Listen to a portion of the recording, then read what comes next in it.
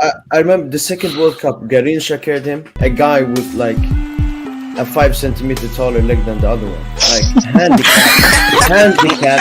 That they go to work in the morning as electricians. They play football. Nah, Man, it's a layup. See, man, it's a layup. It's a layup for the midfielders. the pod right now don't know if he's French or Spanish. Yes, you're coming to yes, yes. Are you there, bro? Hello? Oh man.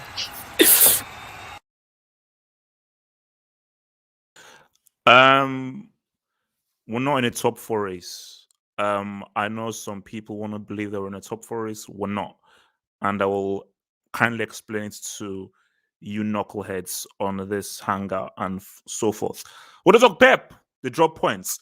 Which idiots still believe that City are in a title race and the Premier League isn't over? We'll talk about it.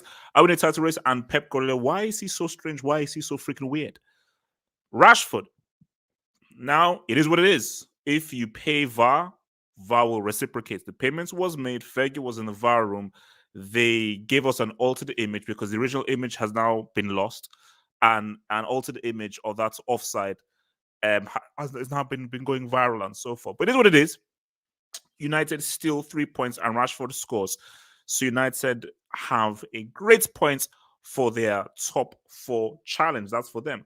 We'll look ahead slightly to what Liverpool are doing, see what Chelsea and Spurs are doing. Take a trip to Italiano. Inter Milan go all the way through, and again, the Lukaku narrative is looking great because guess who got the last-minute winning goal for Inter Milan? Your boy Edin Dzeko, who people thought was freaking washed, and Lukaku's replacement. Atletico Madrid, these guys keep on struggling, but for somehow, some reason, they still manage to clutch away and get those key vital points. The World Cup draw for the African area has been released. So either Salah or Mane are going to miss the World Cup at the end of this year. Maybe we'll do a little bit of an AFCON preview. And Mario freaking Balotelli. Yes, you heard it right. In 2022, Mario freaking Balotelli could actually be called back into the Italian national freaking team, man. So that's where we are at right now. How's everyone doing, guys? How's everyone doing, man? Good, man. Me too. I'm good. Good. Oh, so everyone is doing great. Everyone is doing great. You know, all good, yeah? Doing good, doing good. Doing good. Wait, is that green screen the jersey behind you? No. The jersey behind you, are they green screen? That look.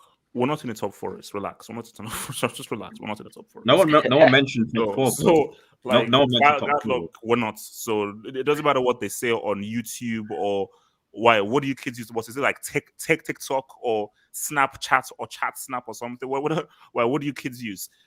No. All right. Wait, so AJ, how are you? How are you? And guys, remember a new thing that's coming through. Cards are in effect. Remember, a yellow card, you get that freaking caution. And if you get a red card, you get kicked out of the Hangout with immediate effect. And the votes always goes to the streets. So the streets have your fate in their hands. So remember, if you make any dumb questions or so forth, you'll be getting set up for. And remember, guys, if there's anything you want to add to the debates, as long as you're not English Talents FC, and as long as you're not trying to make me say some very rude sexual stuff on the air, feel free to send in those dubs, aka those super chats, those donations. Help this channel to grow and for me to give you that amazing analysis. And I'll do my best to answer your super chats as soon as possible. Just make them relevant, make them funny, and make them cool, man. So there's only one place to start right now. And it's from our favorite neighborhood manager.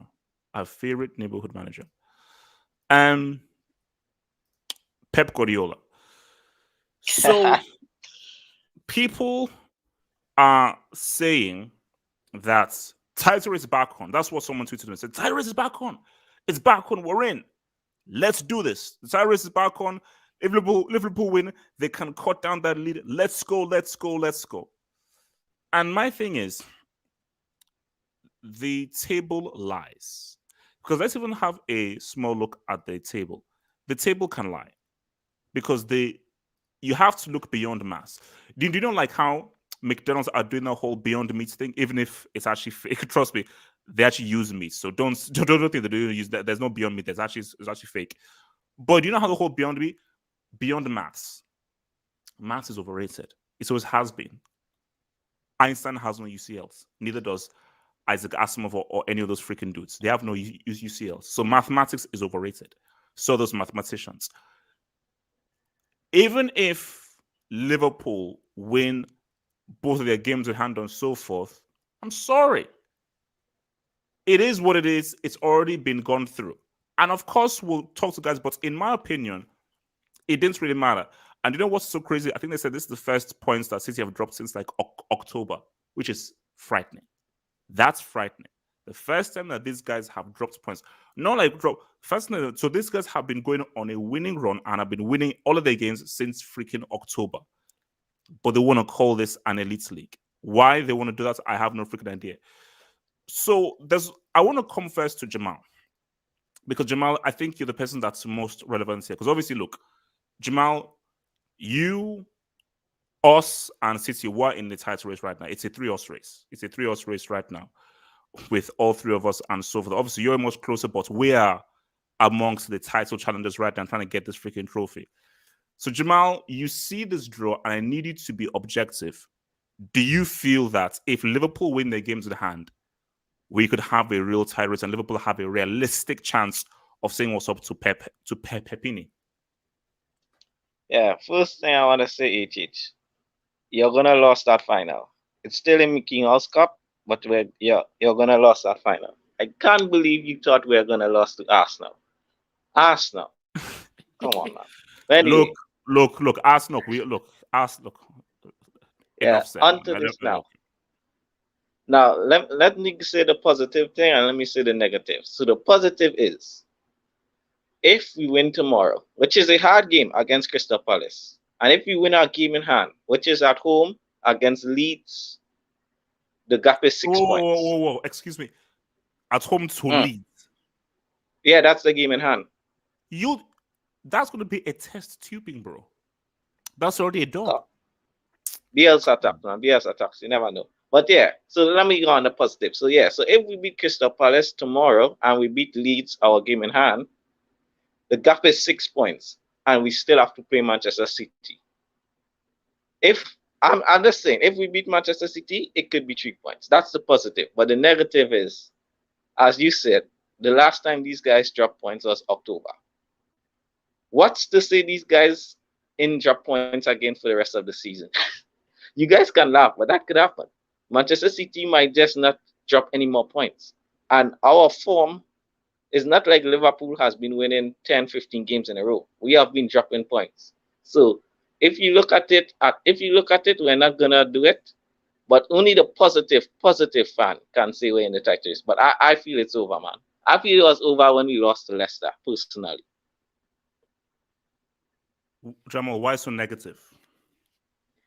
Because you see, bro, Jamal, so psychologically, as I said, Jamal, see, for me, Chelsea are not in a top four because we will never stoop to those low levels. But we are in a top four, bro. We are, Jamal. We're not in a Jamal, relax. Yeah. You're in a dogfight. Jamal, relax. But what I'm saying is that, so you feel that it was lost when you lost to who? Leicester. 1-0 when Salah missed the penalty. So I'll be real with you, look, man. If I'm just being fully real, as I've said, I think that you're right. Because for me, I can't trust Liverpool to go on that long winning run. Yeah.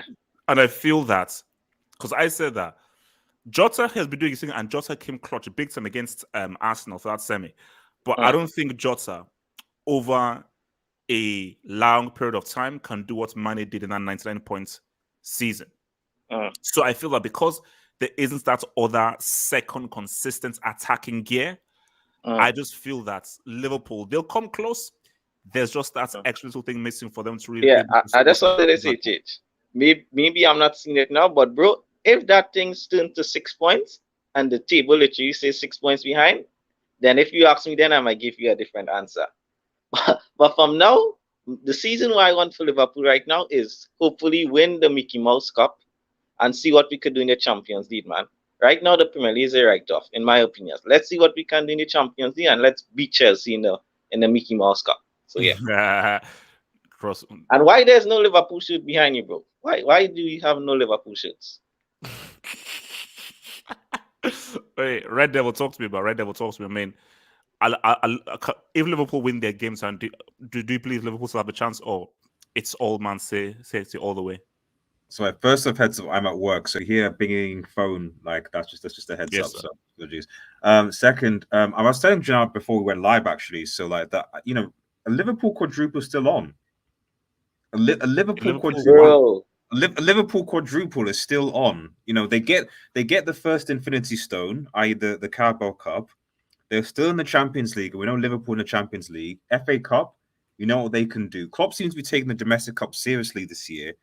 And then, as Jamal has just sort of said, if Liverpool win their games in hand and they beat City, then suddenly they're only 3 points behind City. And even with City's ridiculous run, I know that City are will drop at some point. They will drop points before. According to how important they take the Champions League, that's the next factor. If Exactly. they want to come, yeah. And I suspect Pep will want to take the Champions League even more seriously this year. And you also got to understand that, when City won some of those games, some of those, they'll check. There's been changes in management as well. Arsenal, well, they play Arsenal twice, that's one. But Spurs and United, for example, it's obviously Spurs have got Conte and United have got Ragnick, so they're not necessarily easy dubs. Liverpool, enough said. And there's the odd occasional Crystal Palace team that often does a surprise or something. I think actually it's Crystal Palace and Southampton that have both taken points from City this season in both games. So, and I think Brighton as well. So there are those teams that can do stuff. So, let's be real. Liverpool. I'm to be honest, I'm scared. Basically, you're trying to jinx them. Basically, no. There's no jinx. Oh, I think it's Goku. What's it called? Z-Man, Liverpool, man. Do you think Liverpool can still take this title with City dropping points, man? Please don't jinx that. Oh my god, Pep got you guys waiting, bro. This is embarrassing, bro. You guys are happy that Man City draw, bro. Nah, for the first time since October. Do you know how some people say, "Oh my gosh, they drop points for the first since October"? Oh my gosh, title race back on. I'm like, guys, really? Nah, bro. I'm telling you, man. Man City got this, man, and they got a striker apparently. So if this guy ends up performing to what's expected, and he, I think he's coming in the summer. I think it's a summer deal. Oh, it's a summer deal.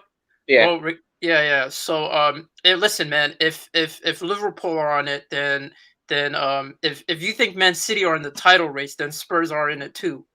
So for me, it's I'm sorry, bro. You guys are top 4 merchants this season, and Man City, bro. I don't see anyone stopping that, bro. They could draw one game and end up winning their next 10 games. They're so consistent, and with Liverpool, it just feels like they haven't been as consistent, and I feel but man, let me ask you this though, because obviously you're an expert on Pep. Is there something wrong with him? Yes. When he gets interviewed and of so course, forth, of course it's wrong.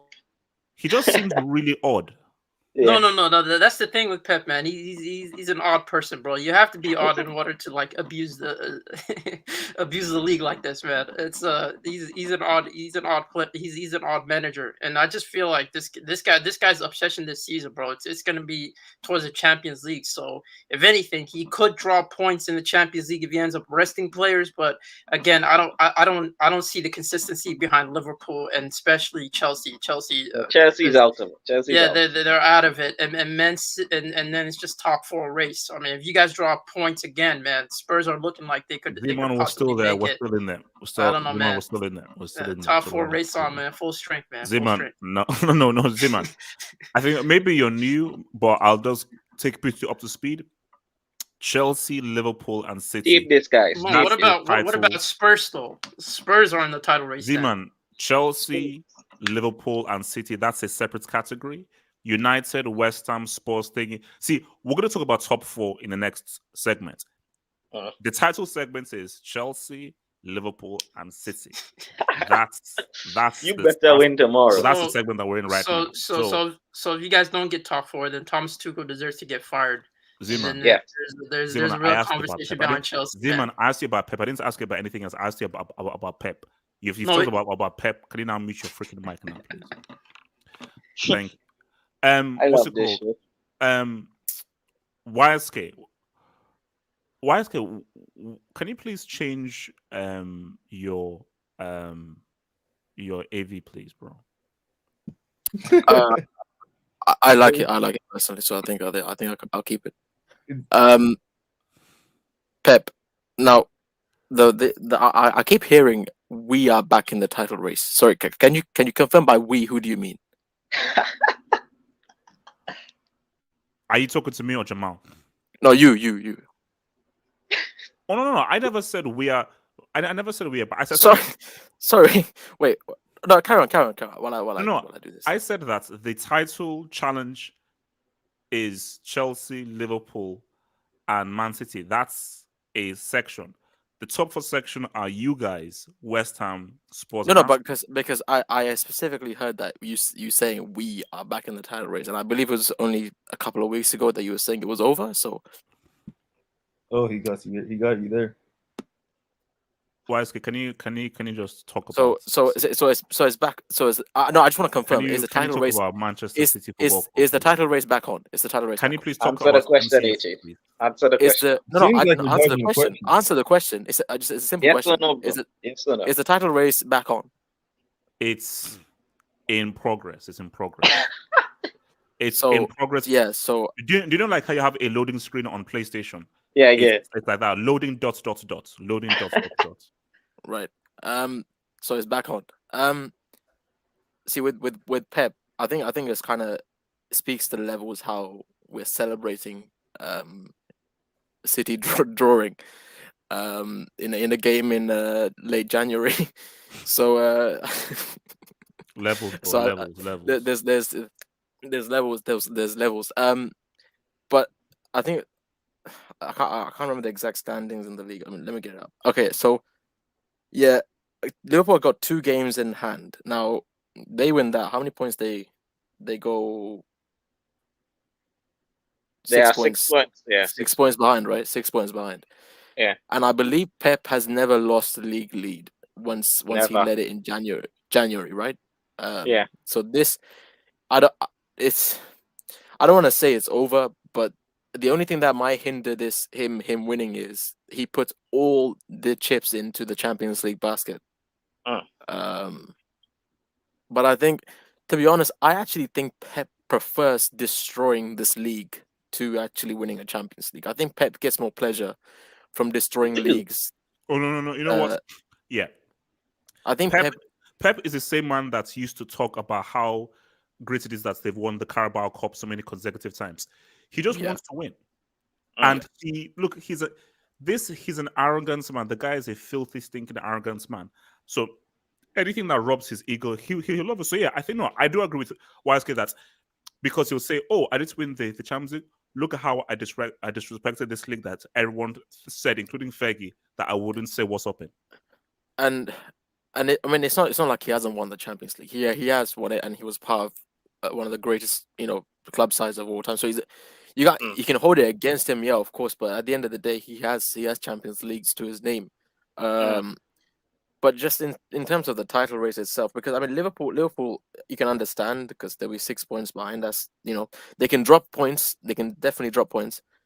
But I'm hearing London Blues, but I believe they play the same amount of games as City. And currently they're 13 points behind. I think I'm not quite sure, but I think they're 13 points behind. I think you're correct, bro. I think you're correct.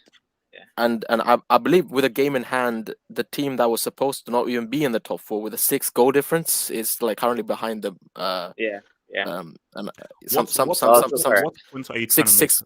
6 points behind them. So no, I'm just saying. I mean, if with 13 points and you're in a title race, you're 13 points behind, and you're in a title race. So but you're closer to United.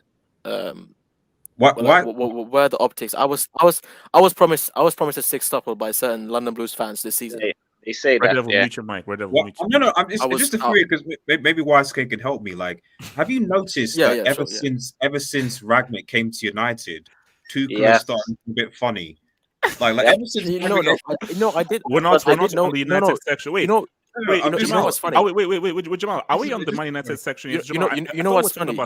You know what's funny? It's actually the moment the news that Ragnick might be linked to United. So okay, because if because who else wants to talk on this, bro? I'm not finished. Because if we remember, this actually started with this actually started with Carrick.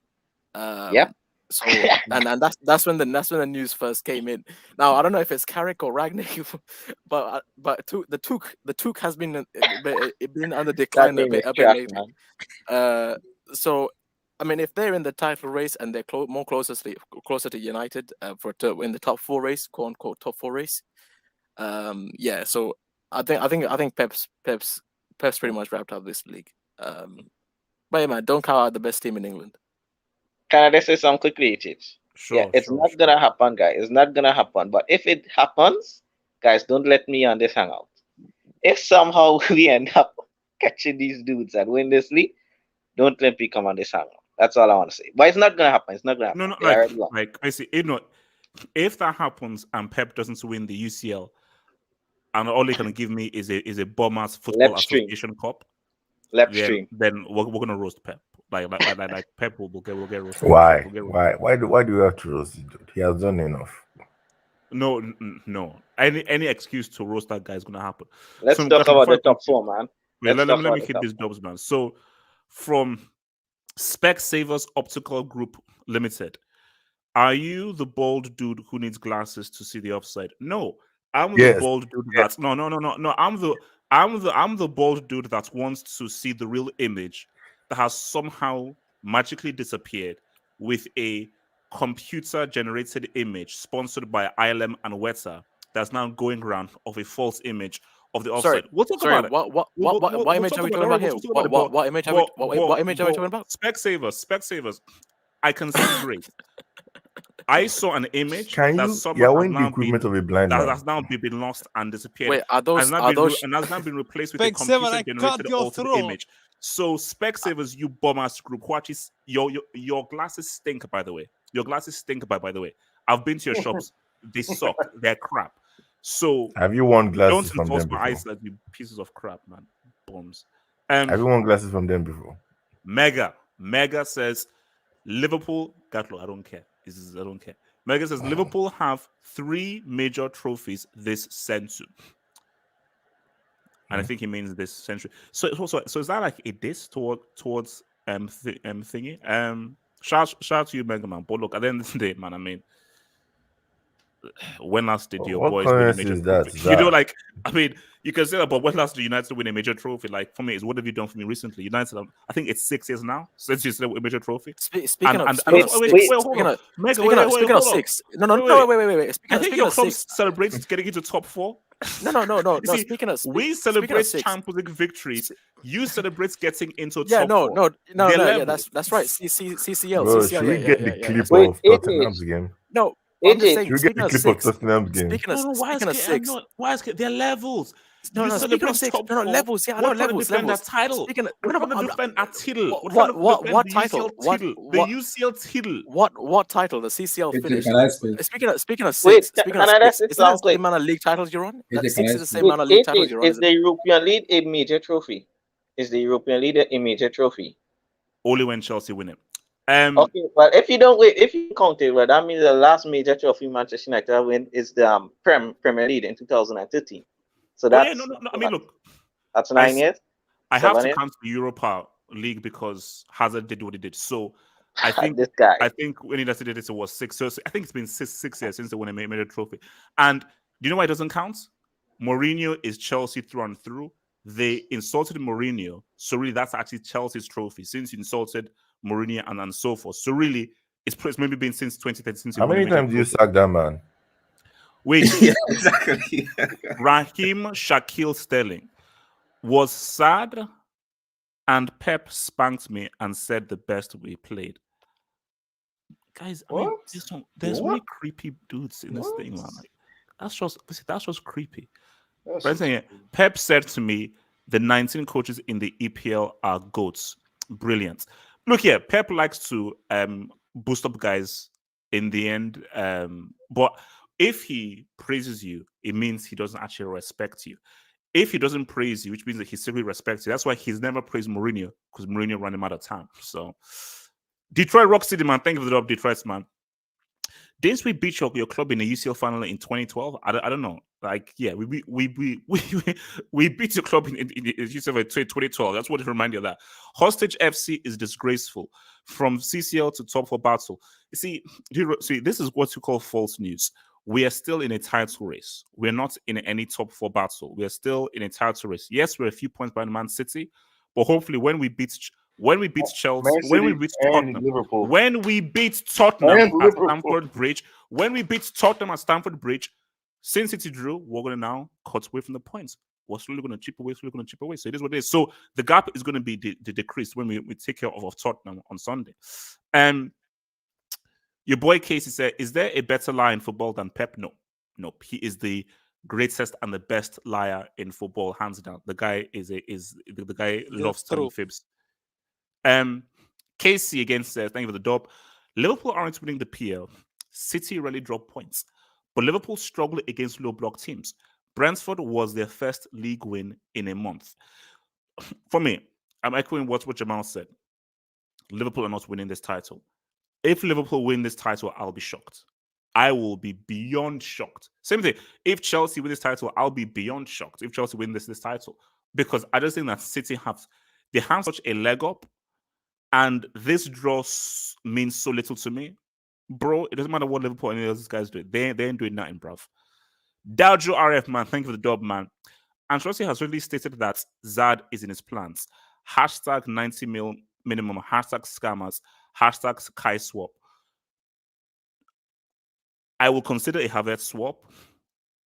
30 mil, no less. And we didn't scam you. We gave you a top 2 player and you ruined him. That's facts. Which one of these players has a goal in a Champions League final? We gave you that and you ruined him. Gatlock, talk about City, man. Wait, first of all, Liverpool back in the title race, man. First of all, between Kai and Zad, who has a Champions League final goal? Gatlock, Pep. Talk about Pep. Okay. Guardiola. Look. What game did they lose? Draw to Southampton, right? Yes, Southampton. Yeah. That doesn't mean anything. Okay, they've won this league. I mean, this was their first draw since when? Since October, I think. October, yeah. October. So throughout this, hold on. So they went through November and December. Throughout this COVID, Christmas, all this nonsense, they were winning games. Okay, look, guys, it doesn't mean anything. Okay, I'm sorry, it doesn't mean anything. And if you guys are deceiving yourself, thinking, look, come on, let's think about it. Ever since January came along, this new year, what have we been talking about? Top 4 race, games in hand, blah blah blah blah, this blah blah blah blah. Nobody cares about City's games in hand because everybody knows they've won this thing. Okay, everybody look at how I don't know if you guys watched today's heated therapy session that we had, I think after around 5 o'clock on this channel, when Homeboy was just spitting about offside. Like, this guy was heated, man. Like, this guy was pissed. Guy was going Hulk on all of us. Like, guy was going Hulk on all of us just because of pubic hair. If they're gonna alter an image, what am I supposed to say? Bro, you said it was obviously offside. I was like, bro, it's not even if it was offside, it's like what, nanometer or something. This is the pubic hair you've been talking about throughout the entire Twitter. You've been talking about pubic hair offside and blah blah blah. It's not against United, bro. You really hate United. I can see that now. But bro, like, let's be honest, it's a top 4 race we're talking about. You guys are even talking about relegation. Who's going to get relegated? So you see that City, there's no chance for Liverpool or Chelsea to catch Man City. No, there's no chance for Liverpool. I'm sorry, Liverpool are good, but they're inconsistent like City. Like, if you pull up the And you say table, I there's was no looking at chance that for table. Chelsea. No, There's no, no chance. I was looking at that table, bro. You know they both have they scored 55 goals. So what makes City's points that much ahead of Liverpool for them to have scored? Both of them scored 55 goals. It just means one of them is more clutch. I'm pretty sure City won by one goal recently. They won by one goal, I think, against Arsenal. They won by one goal against I think it was Brighton or Brentford. I can't remember which team it was during the Christmas period. So they've been clutch in that moment, like what Liverpool did in that 1920 season where they won the league. So it's and for Liverpool they won 3-0 recently, but you can see them draw like 3-3 in another game. So it's the kind of situation where it's like they are both effective in front of goal, but one of them picks their moments. And yeah, for City, even if Liverpool catch up, I'm sorry, it's not going to be enough. Okay. City are just more consistent than anybody else in this league. All right. I would like thoughts on this whole thing. Why are we even discussing top four? No, I don't. Who said so? I said with regards to City, with them dropping points, is there any chance for It doesn't mean Liverpool anything. to catch up? It doesn't mean that because they already won the league. You know Pep already. Pep doesn't take the league, and you expect him to drop the league in January. This is January. That is not possible. Regardless of how many points they drop, Pep Guardiola is a freak, is a maniac, is a freak, is a winner. He doesn't care. In how many years he's been winning the Premier League title. So when you talk about team winning Premier League title, you have to put Pep in because their players has mentality of winning. Every player in that Manchester City team, from the goalkeeper to the striker to the midfielder to the wingers, have a mentality of winning. So and you're not even talking about a medical manager. You're talking about a manager who has won trophies. Every club he's gone to is won trophies. So this one that doesn't happen is just a blip. It happens a lot in football. Sometimes you have to just win, and sometimes there's like result of like this happens. So it's Pep. So you can't expect him to do more than one. Even if Liverpool, Tottenham, United beat him, Man City is still gonna win the league. That's an assurance for you because it's Pep. They just have that edge of him being the manager because he's that good of a man. He's a freak. He's a maniac. That's how good he is. So there's nothing to talk much about it. They're already they're the champion already.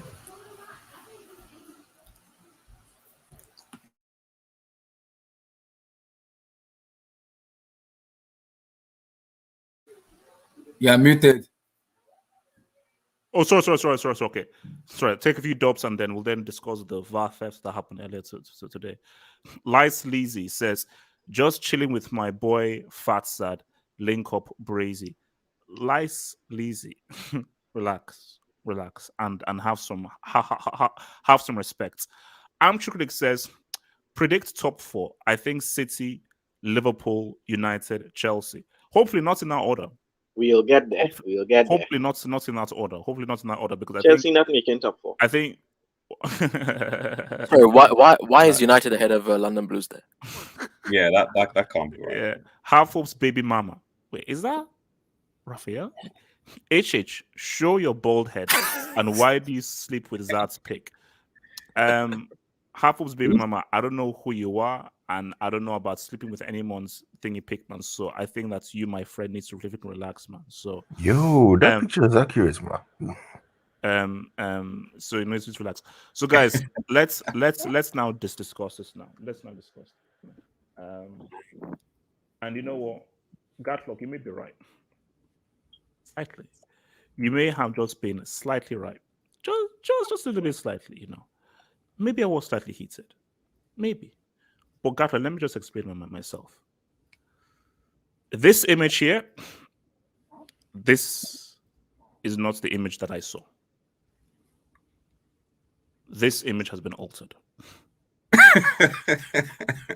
Sorry. Image- When you say the image you saw, where did you see it? Can I land? Yeah. I saw it. Where did you see the image? I saw it. Chelsea.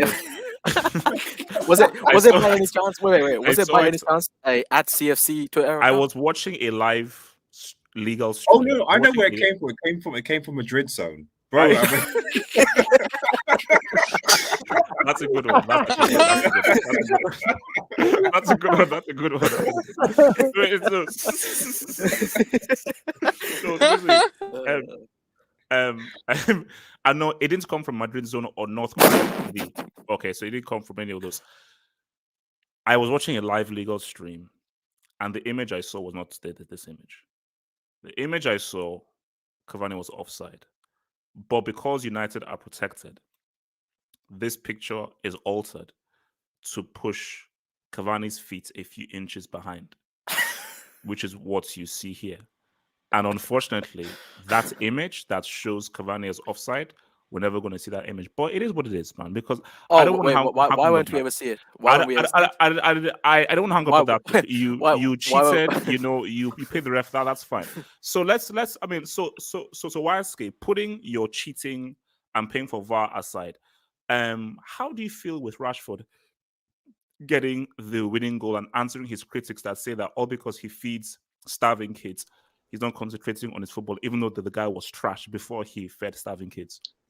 Ballon d'Or Rashford. Yeah, I don't co-sign what Jamal said. But on the goal and the game itself, I mean, this game, it wasn't really about performance. It was about getting the job done and getting the win.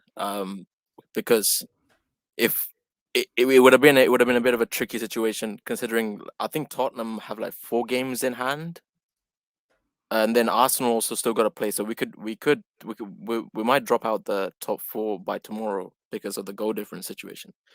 So the win was crucial, more than anything else. And I don't know, the team is all over the place. To be honest, it's like they perform. There's moments in the game where it looks like what I keep referring to the Crystal Palace, the first 30 minutes of the Crystal Palace game, when Ragnick first came in. That was like I almost got emotional watching that game because I've never seen us hold on to the ball that long, for years. So Yeah, and obviously there's no more, but when you're a top 40 man so far, there's glimpses. There's glimpses. You happy. There's glimpses. Levels. Listen, man. Look. I'm trying to stay away from the receipts, but you're making it difficult. So yeah, you do that. You just carry on. So in terms of the thing itself, like the win was the most important thing. And with Rashford, listen, Rashford he's I'm sorry to say, but his role in this team is probably just coming off the bench as a super sub right now. Like his role in the team, and he's perfect for that because when the defenses are tired and you have someone like him with this pace, and to be fair, when given a chance, he more often than not puts it away. When he's given a clear cut chance, more often than not he puts it away. So in that sort of environment, he's good. He's not a starter. I'm sorry, but he's been trash. So if this can pick up his form, great. Larry Maguire, less said about him the better, to be honest.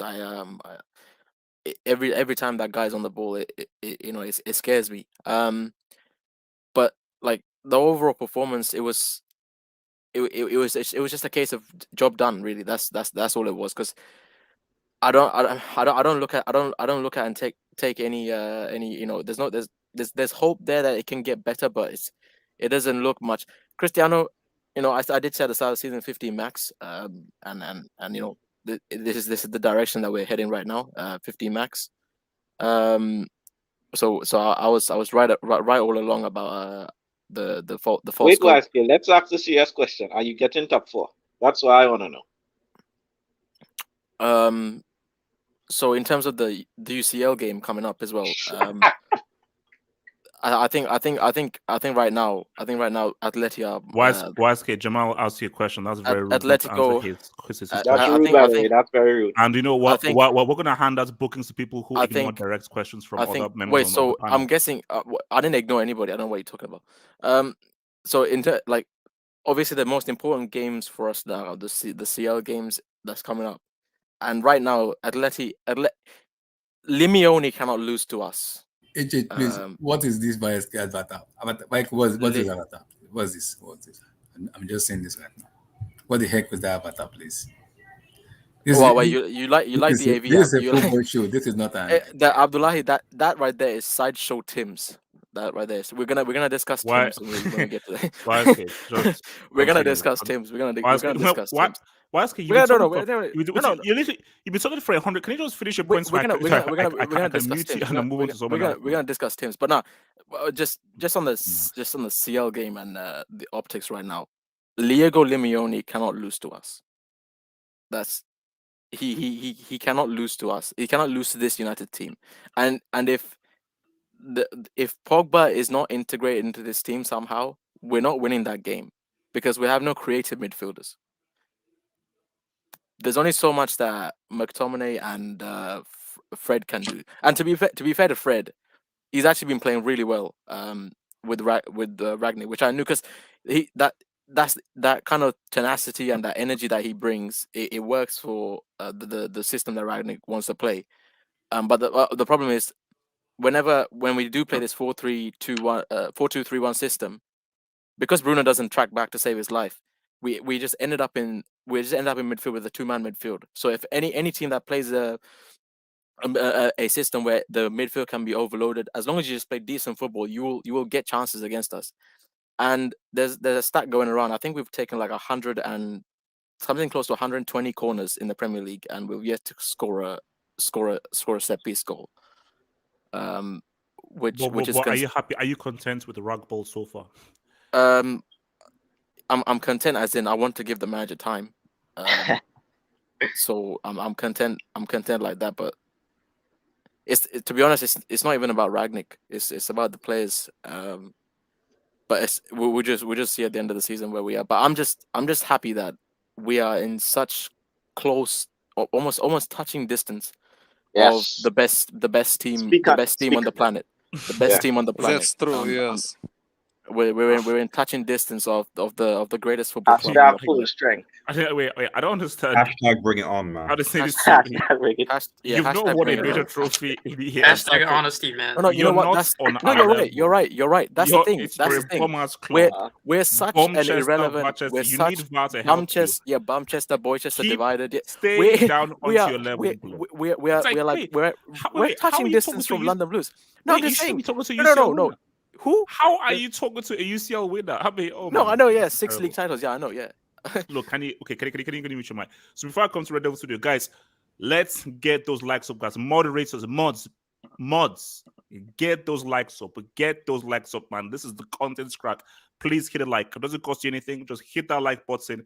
Get those likes up. I want to get at least 150 likes up on this piece. At least 150 likes. Mods, I just see for one thing. Mods, get those likes up. Splash, King Soul, get those likes up. CFC's time, get those likes up, man. Lead level Ludio. Red Devil, sure. Lead level Ludio.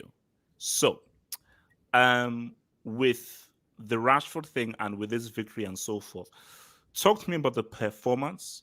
And do you really feel that United are now on a really good run right now? And you really feel that them and Rugball are coming through? Obviously, like, you're not title guys, like that's not your level. You're like a top 4 team. So, as a top 4 team where your ceiling is top 4, do you believe that you can handle? You can basically gain because your ultimate objective is top 4. So, do you think you can reach your ultimate objective of getting top 4 since that's what your level is? Just before I address that, because obviously you're right. We are just a top 4 team, etc. When you play this in the league, did you win? I can't remember. Because we're a bomb team. Did you win the game, or I think actually you needed? Was it the game that Michael Carrick was in charge? That's what I was going to ask. I was like, so wait a minute. So just to clarify, you've already spoken. Can you mute your mic, please? I just don't understand, because for Champions League winners, you needed a penalty to beat this bum-ass United side that was managed by a guy who only had GCSEs for badges. No cap. He didn't actually have coaching badges at all. It's just something that I didn't quite understand. So I just want to put that into context, because now we have a manager who actually has at least a degree in coaching badges, so that might help. So it is what it is for this sort of bum-ass United side. I don't know what that was the question, HH. Can you help me understand how that didn't work? I love this show. Red said about Devil Studio. No, you said about answering direct questions. You have to, otherwise we get warned. So I'm asking questions. So can you clarify Red Devil that? Studio. This Red is double, a red dictatorship. double. To be The fair, dictator Jorginho saw can't the get light. one. That's the problem. Talk about. Wait, what is the man just saying? What Yeah, did the man just Jorginho say? saw the No, light. no, Jorginho saw the light. yeah, literally he Remember saw the light. Yeah, Tuchel, man. literally he saw the lights. And he couldn't trap the ball. Yeah, literally saw the lights. Yeah. He did. That was. Can I- That was. Yeah. Sorry, I've had up. You know, I've got to comment the game. So, but it's just it gives it context. You know, when your manager is blaming lights and grass and animals and stuff. It is what it is. But as far as my thoughts- I have no idea what's so funny, man. So, J5. as far as J5. third best player in the world, I was told. Oops, sorry, there's my phone. You can pass on to the next person. Go on, I need to get this. yeah. Get the hell out. Can I speak on this? Jamal, feel free. Talk to me. Yeah, man. I was absolutely celebrating when Manchester United scored because I know you're stressed, it. You can hide it how much you want, bro. You're Explain stressed. what stress you think I have. I have been watching your channel for 3 years, and you never complain about a referee decision like you did on that stream today. Never. This guy was literally talking about offside. You said it out your own mouth that you don't care what the decision say. This guy was literally arguing about his offside. That's when you know HH is stressed because he never cares about decisions. He never does, and he knows that. That's why he's smiling. He knows Jamal, that. you know the hashtag, bro. Get it done.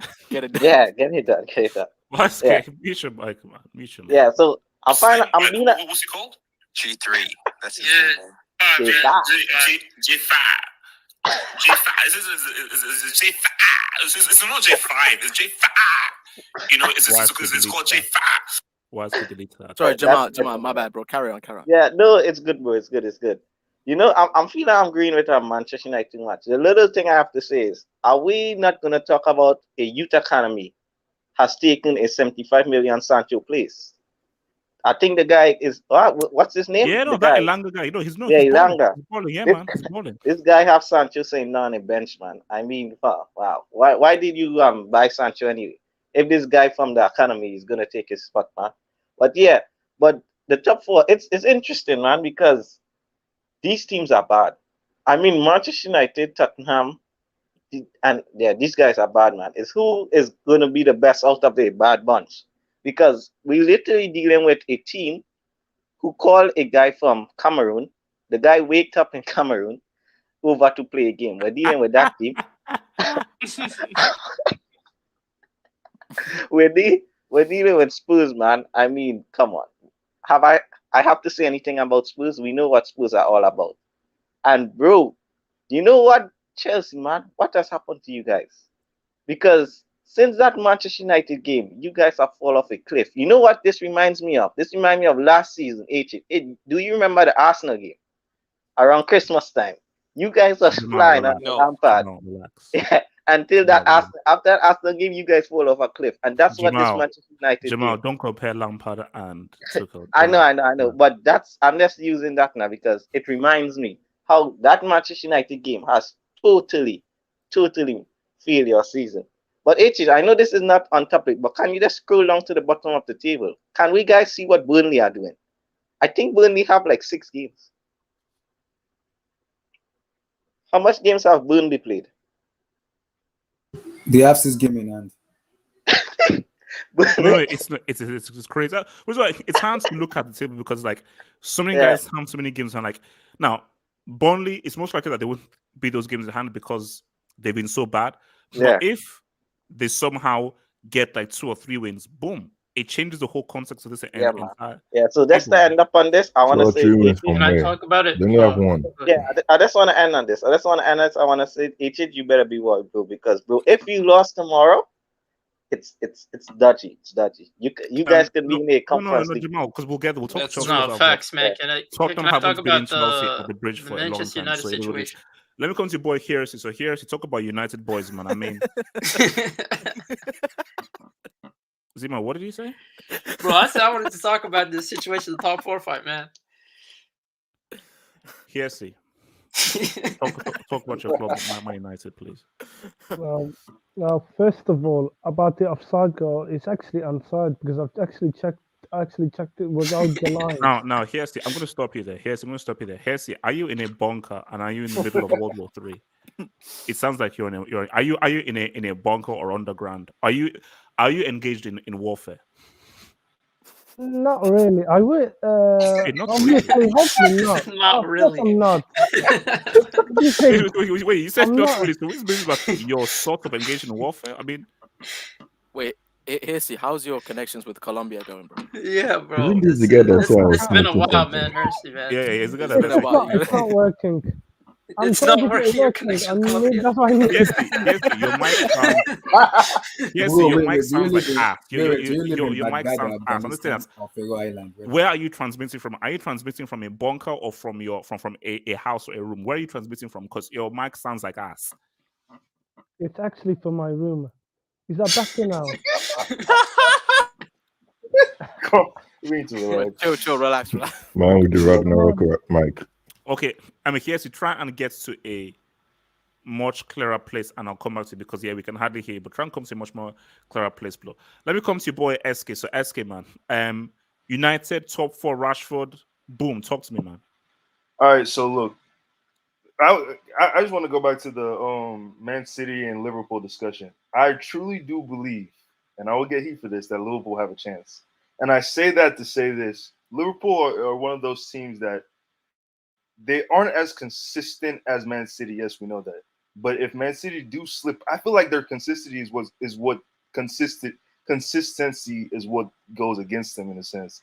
Because if Pep Guardiola is playing his best players at the start of the season, and even Man City's bench is amazing. Let's not get this wrong. Even their bench probably started most of the teams in the Premier League.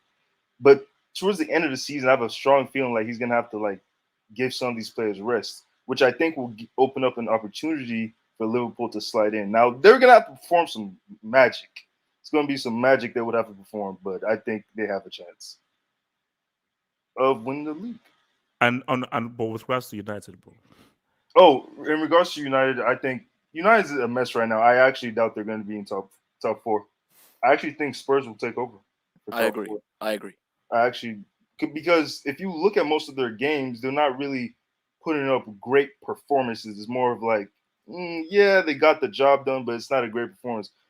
Spurs is Spurs. They do the same thing every year, but I feel like they have a better chance at keeping that top 4 position than Man United do at keeping that top 4 position, even though they're behind West Ham right now by a point.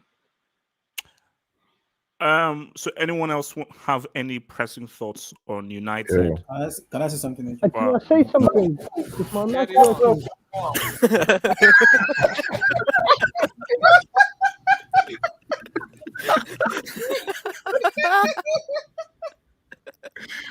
Here's it. Talk. That's the walkie sound like talkie, you're inside a Will's rectum, but feel free to talk. Here's it. Talk. Here's it. Talk. Okay. Is it better now? Here's just talk. Here's just talk. Bro, here's it's great. Here's will do. Here's what device are you using? No. Here's look. We did say a place that we've dealt with the other side's mic.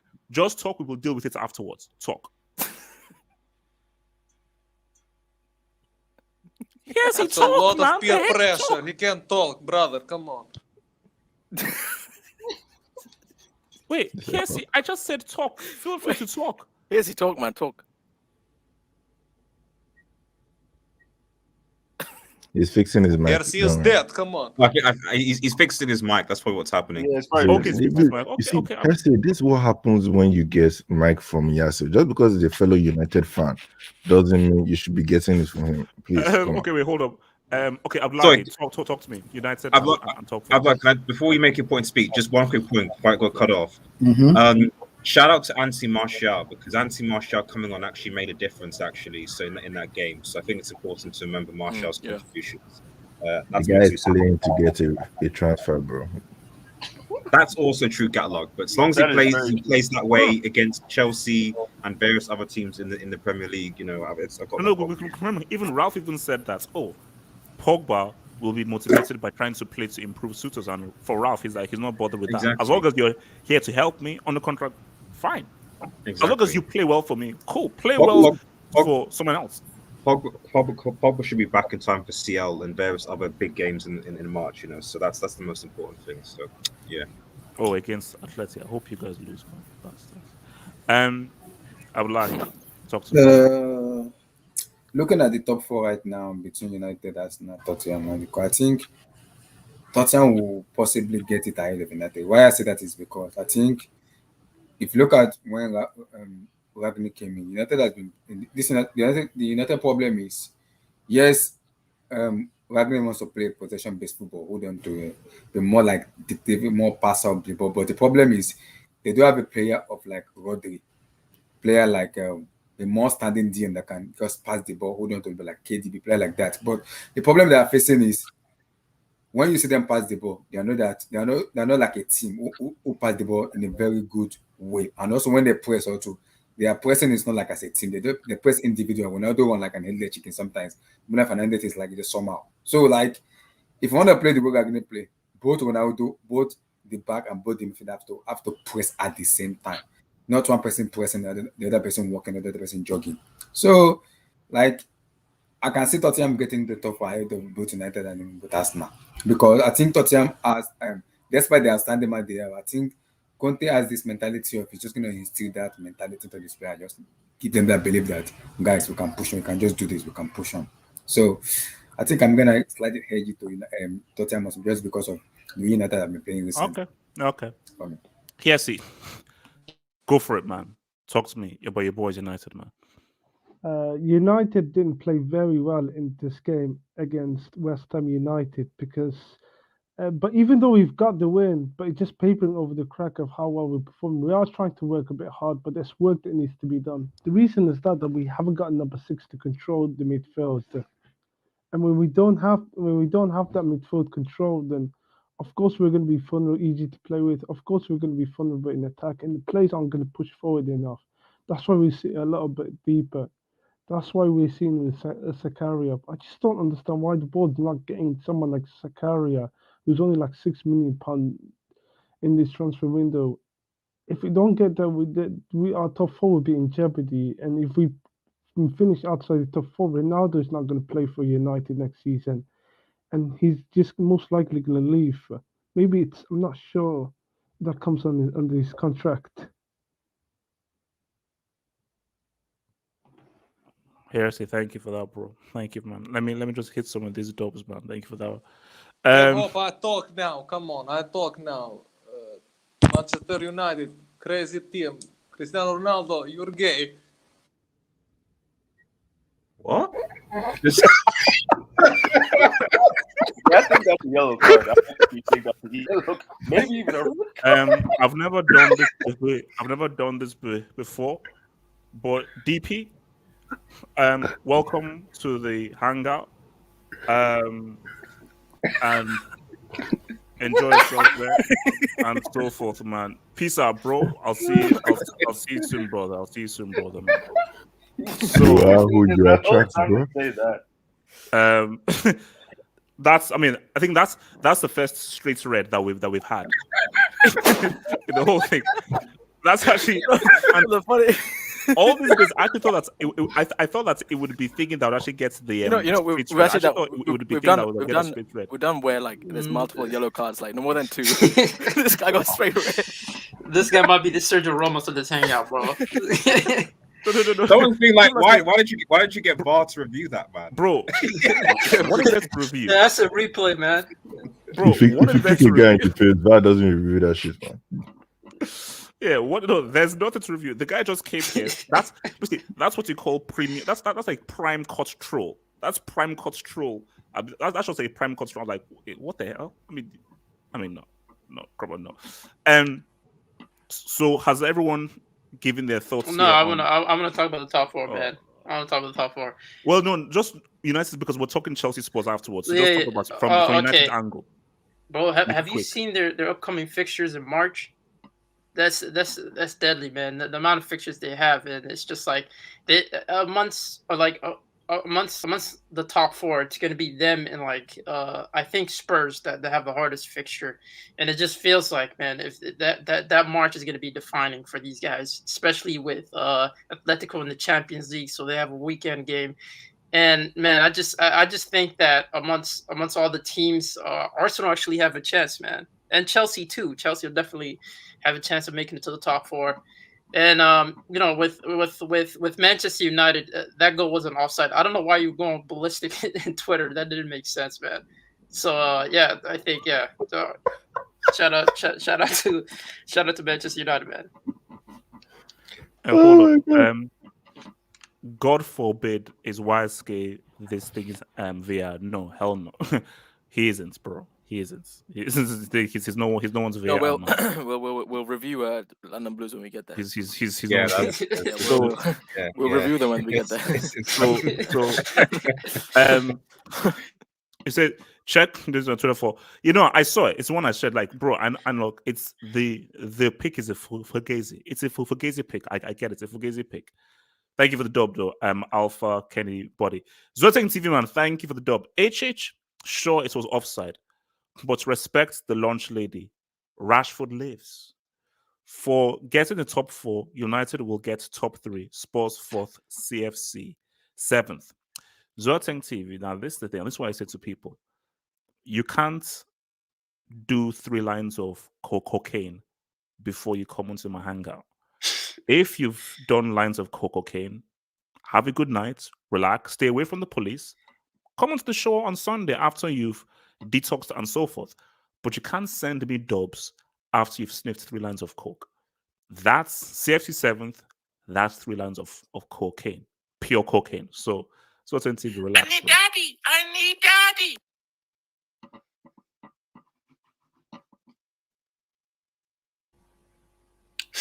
Can I go?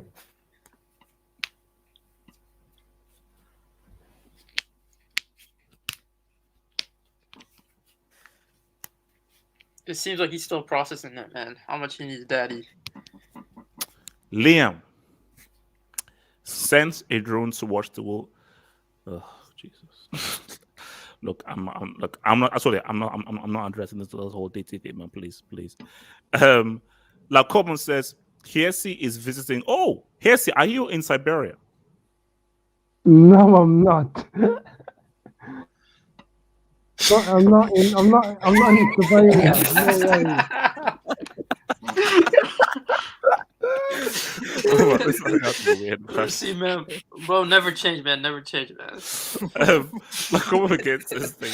This is why Paul Messon, Adrian Mutu, Tulisa, and Pete Davidson need to have been on VAR duties. They know about lines. God damn. Shame we wasted the talent. Oh, Pete Davidson. Damn. Oh, wow. Jesus. That's pretty deep, I don't know. I don't know Pete Davidson was on the Okainum. Gatwa, you wanted to say something? Yeah. Why do you always get heated when United gets a positive result? It's almost like a trend with you. Yeah, that doesn't make sense. Like, this guy's obsessed with Manchester United. No, basically, and I've told the story a few times, but I'll say it again.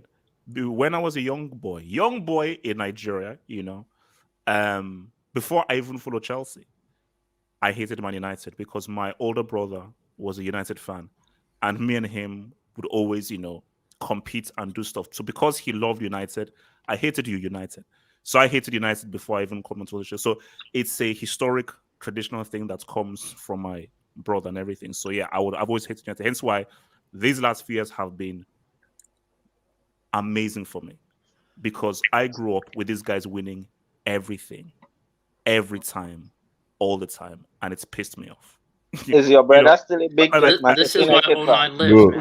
the way I think see that's it's still of pisses the you off. story of when they won the treble, and I made a bet. Stupid. Look, I was young and I was stupid. I made a bet with people that said that if United win the treble, I said that if United win the treble, anybody can punch me in the arm. Oh. And then on the nights because I remember, and then when United, when by the way, when I was like, bad guys, unlike boom, boom, boom, boom. Then when they equalized 1-1, I was so pissed off. And I went up to my room and I was angry. And then I heard them celebrating again. I was like, you're kidding me. And that night, I was pissed off. Next morning, we're like in the queue for lunch and so forth. And this guy just punches me in the arm. I was like, what the hell are you doing? They said, hey, you said that if United get in trouble, we can punch the arm. And I basically beat him up. Because If it was this in Nigeria or England. You see, that's Yeah. that's No, a kid bro. that doesn't understand his drinks power, I was man. stupid. Look, I was young and I was stupid. I Yeah, was yeah, young. Was I was this very, in very Nigeria or he has a- England? It is? He hasn't developed He his hasn't powers fully, yet, man. he hasn't fully grasped his powers. Yes. Xavier hasn't come to his rescue as a kid. Jeez, man. No Yeah. jinx, No. Yeah, I was no. Look, I was early, stupid. early in the story arc, man. So basically, United have plagued me. So United suffering is personal to me, and them failing brings me joy. Like there's a personal sense of satisfaction to see United suffer, and there will nothing that will please me more than if United are not in the Champions League, they fail to make the Champions League, and they now have to in the Europa League. Nothing will please me more. And I just felt that. What happens if That Chelsea? they paid for because the powers that be don't want United to not be in the Champions League because they're a brand. You know, people will be biased towards them. So that's just reality. Oh fuck you! Are we gonna talk about that guy performance? Well, Actually, Ronaldo, I mean, he was involved in the last goal, bro. So, like, okay, so Daddy U says he needs me. I know also Cole is a break. Wait, who needs you, bro?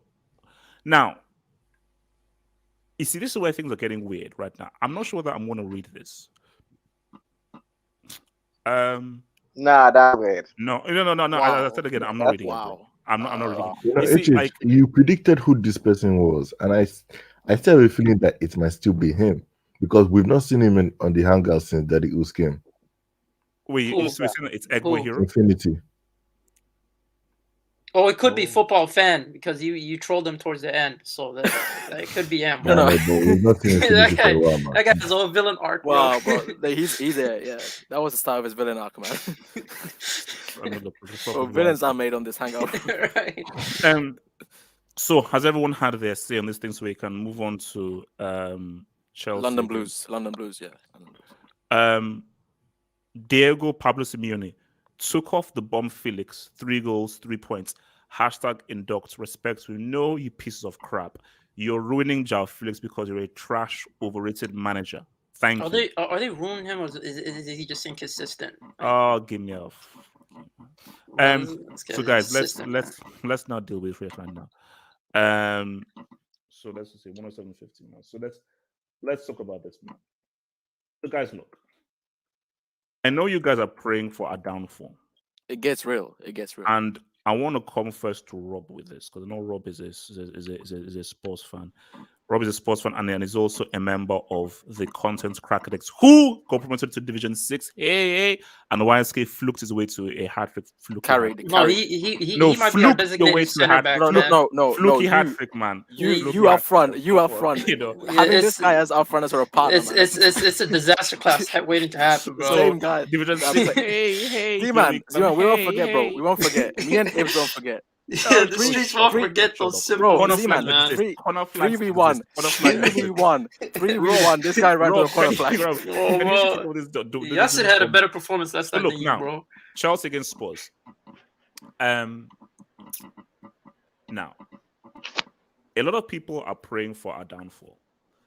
And that's because people are envious of us beating Man City and being the Champions League winners. We're not.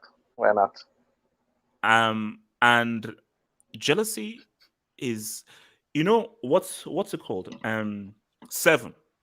Envy is one of the 7 deadly sins. Envy is a sin. And I don't know, panel, let me even ask you guys, what can I say to stop people's envy of Chelsea? What can I say to stop people's hatred of Chelsea? Because you know what? I think Tuchel ban, hostage football, terrorism football comes from people's reaction to what's winning the Champions League. Because really. Chelsea won Can the I? Champions That's League, not true. There's been multiple Champions League winners. Though. They say that half the chance to be stopped. That UCL Can I tell you something? Impenetrable. You Even see, impenetrable. I liked Chelsea before I met you, technically. And Gatlock, that's messed up. That's very messed up. So Rob, let me come to you, Rob. So Rob, you look at this game and so forth, but specifically specifically with this whole, because obviously, Rob, obviously you're aiming for top four. We're trying to win the title, so we're on different trajectories and so forth. So for your top four aspirations, it's been a long time since Tottenham have said what's up to Chelsea at the bridge. Do you believe The brothel. Sunday will be the day that you guys can say what's up and beat us at the bridge? Talk to me, Rob. Maybe. Spurs haven't lost yet in the league since Antonio Conte was appointed. And since the beginning of November, Chelsea have won the same amount of games as Norwich, which is 4 games. Okay, Rob. Damn. Now, Rob.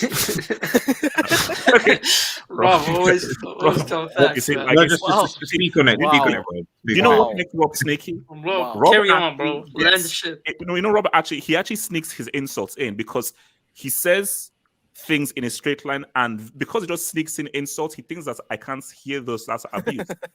So, Rob, I heard what you said, and I resent what you just said. I read what you just said. No. There's no reason to say wow. Don't say wow when everything. No, there's no reason to say wow. So, Rob, without mentioning Norwich, focus. You're supposed to be at work. Can you focus at work, please? I'm going to call your boss. I'm actually going to call your boss and say, we're working hard. Mute your mic. So, Rob, talk to me about Spurs without mentioning Norwich or Chelsea, please. Thank you.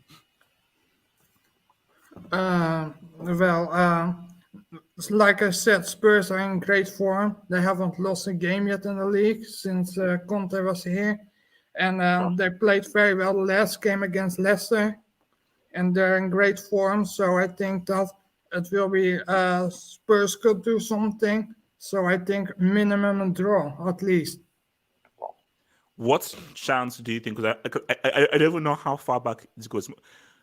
What chance do you believe that Tottenham can actually beat Chelsea at Stamford Bridge? Because you obviously know of the bad record they have at Stamford Bridge. What chance do you give this team beating Chelsea? Because Chelsea, things are looking great for Chelsea. Tottenham, as you said, they're on good form. And that's the drama of that 97th minute winner by Bergvijn obviously gives them impetus. What chance do you think they can actually somehow change the record books and actually beat Chelsea at Stamford Bridge, which would be a disaster for us, of course?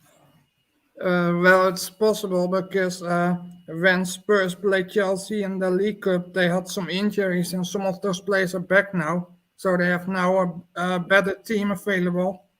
Is Son back? Is Son back? No, not Son, but some other players are. Okay. Like Dyer, for example. But I do think that Spurs could do something, but I don't think they will lose. Oh wow! I thought it was longer than 4 years. I thought it was like 20 years or something. Oh, okay. Nah, they win. They'll two at the bridge. So Abdullahi, man, Chelsea need the win. Chelsea need to get back to winning ways. Mm-hmm. What chance or belief do you think that Chelsea will get back to winning ways, or do you think that this horror show disaster will continue to happen with Chelsea dropping points? Chelsea are not losing. Let's put that to one side. They're not losing. But what chance do you see of Chelsea dropping points to Tottenham? I think I've watched most of the start this weekend. Most of the fans are favoring Tottenham Hotspur because of the form they are. But you guys have to forget that history always kind of come back and haunt most of us. Chelsea mostly always win as an underdog. We never win as a favorite. When we're that underdog, when people kind of keep writing Chelsea off, Chelsea does this, Chelsea does that, we come out and show. And it's even at all. So I know the Chelsea players, the Chelsea player will not want to fucked up in front of their fans because they will get booed, especially that idiot you put on the screen. You better show up tomorrow. You better show up because it's a Stamford Bridge tomorrow. He's gonna get like a cuffed if he behave like a footballer of attention tomorrow. If he doesn't back on, man.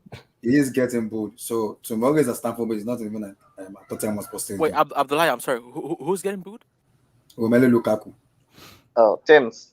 Wait, why is no one gave you the mic? Can you mute your mic, please? So all of them are better show because it's at Stamford Bridge tomorrow, and it's a London derby, so it's a big match, and I believe we will show because it's at home, so they want to give the. Abdullahi, don't worry.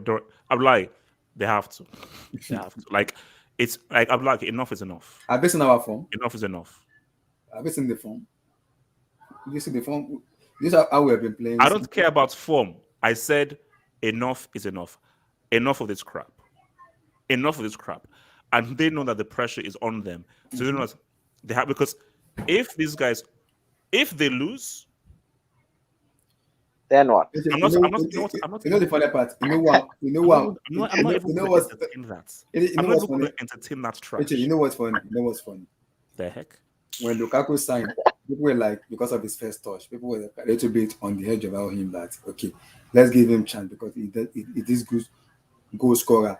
But when he did that rubbish interview, now the pressure is on his head. He has to, and now he's overdoing it. Instead of him coming down, he's overdoing stuff he doesn't need to overdo. And tomorrow is a Stamford Bridge against Tottenham Hotspur. And the last 2 matches we played against them in the Carabao Cup, Romelu Lukaku was -1 against Tottenham Hotspur.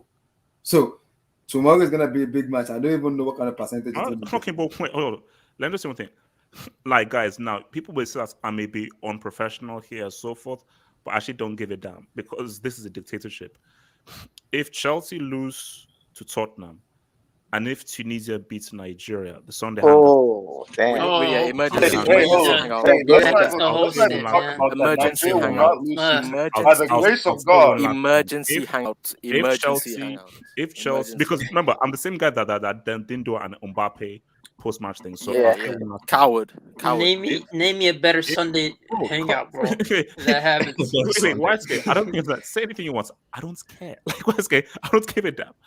If Chelsea lose to Tottenham, and because remember these games are back to back because the Nigeria game is at 7 p.m.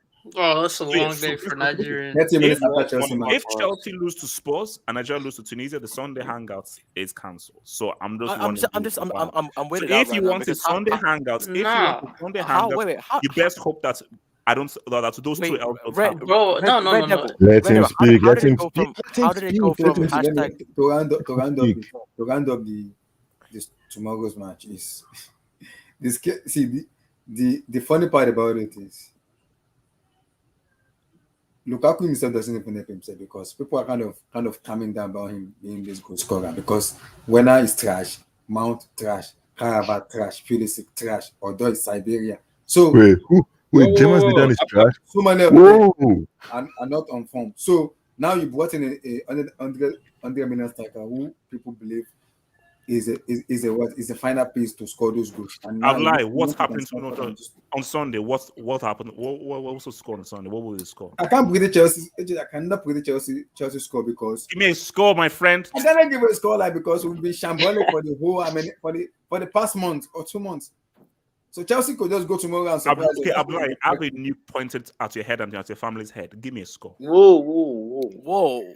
I cannot see Chelsea. That's a red card. Is like Chelsea football is like a political. What you want to debate in the political? I want to do like a presidential election. That's like Chelsea Football Club right now. That's like yellow minimum. Chelsea Football Club is like corruption, man. Okay. Look. So who else apart from Red Devil, Wisky, and Zima? Can I speak on this? Jamal, what's speak on this? So Jamal, on this. Oh yeah, apart from those 3 people, Jamal, talk to me.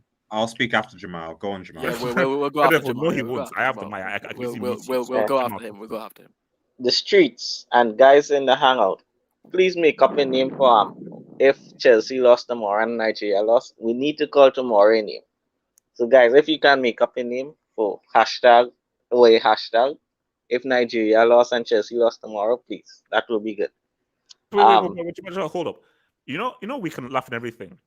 Jamal, if that was to happen, wouldn't you worry about my mental health? Yes, I would. You know, we can all crack jokes. Yeah. If that was to happen, because remember these games are back to back else, wouldn't you actually care about my mental health and my well? Right now, I care about your mental health, especially your optician, because bro, that offside call, man, you went ballistic for that shit. I like that. Still laughing, man. Wait, shout out Erhan. I love that one. Niger Blues. Shout out Erhan. I like that. Niger Blues. Niger Blues. Excuse me.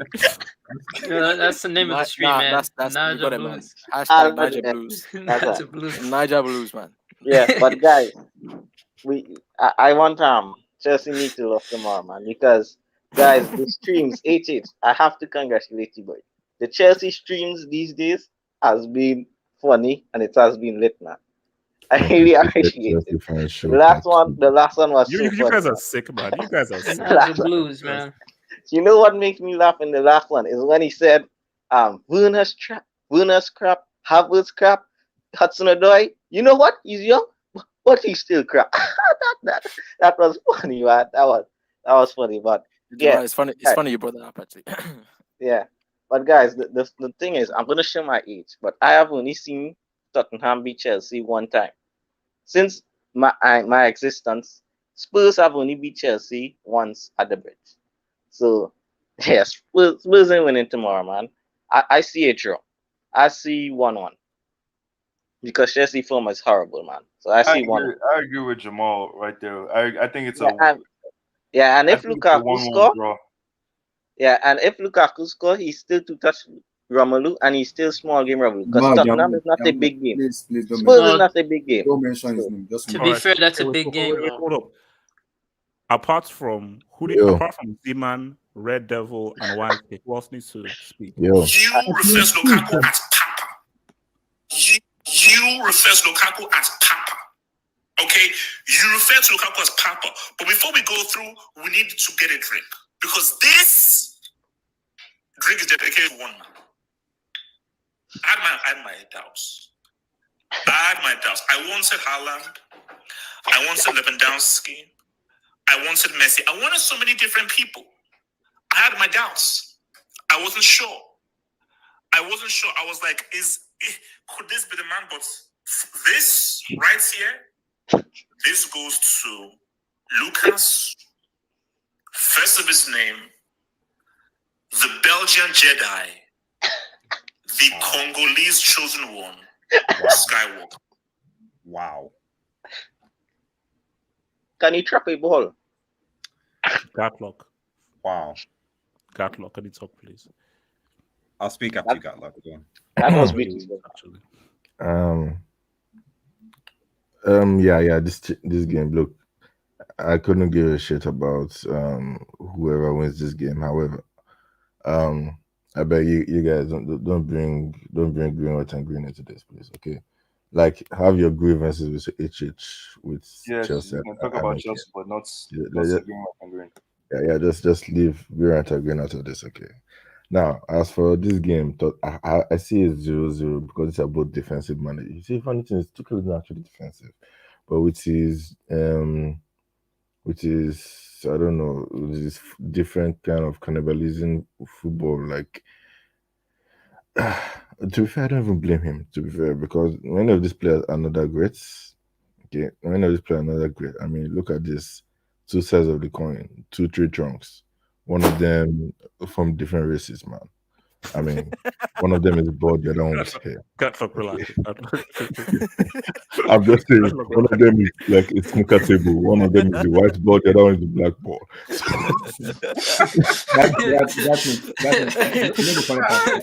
Let me quickly say a little bit of story. Equals at last, You know the funny man. part? Equals at last. I'm good. Why is a little bit of story is Twins, man. somebody was- Hashtag twins. I wanted to- Gatlock. Wait. Gatlock, they will punish you. Gatlock, they will Because punish of- because of- wait, let Gatlock land. Let Gatlock land. But Gatlock, I'll punish. Don't worry. Gatlock, don't worry. I'm just saying that picture is just makes me laugh, man. They're just like two sides of the opposite coin, man. Like, but anyway.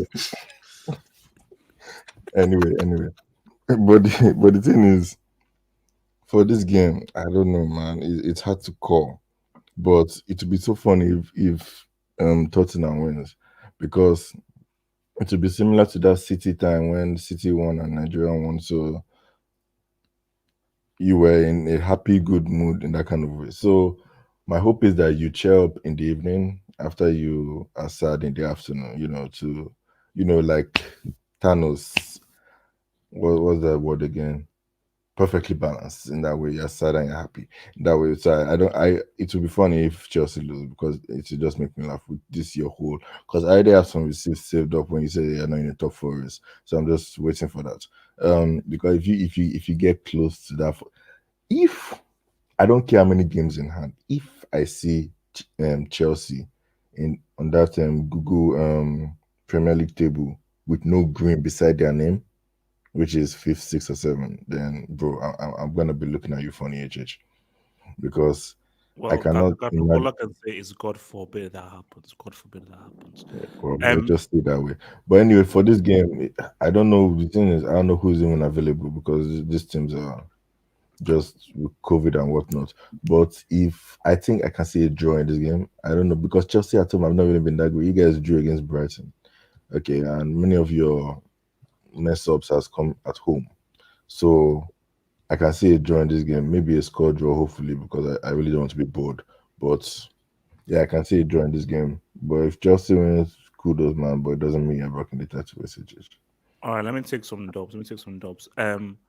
From Daddy Usu says, Eric, you know there's a difference between Canadian dollars and US dollars.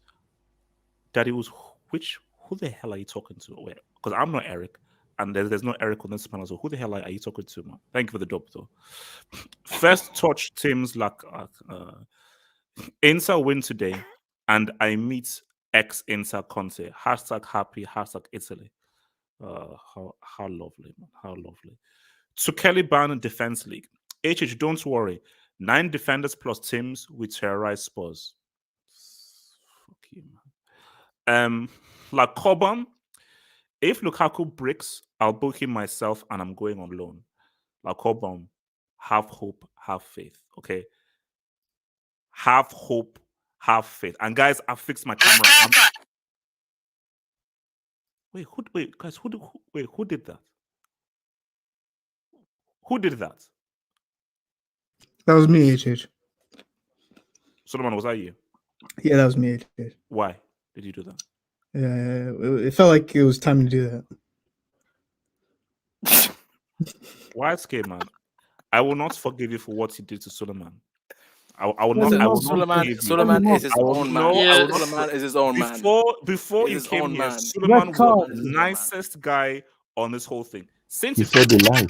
turned into like a super villain because of you. Because of you. He's his own man. He said the light. No, Yeah, he's seen the light like Georgina. Man. Shut up.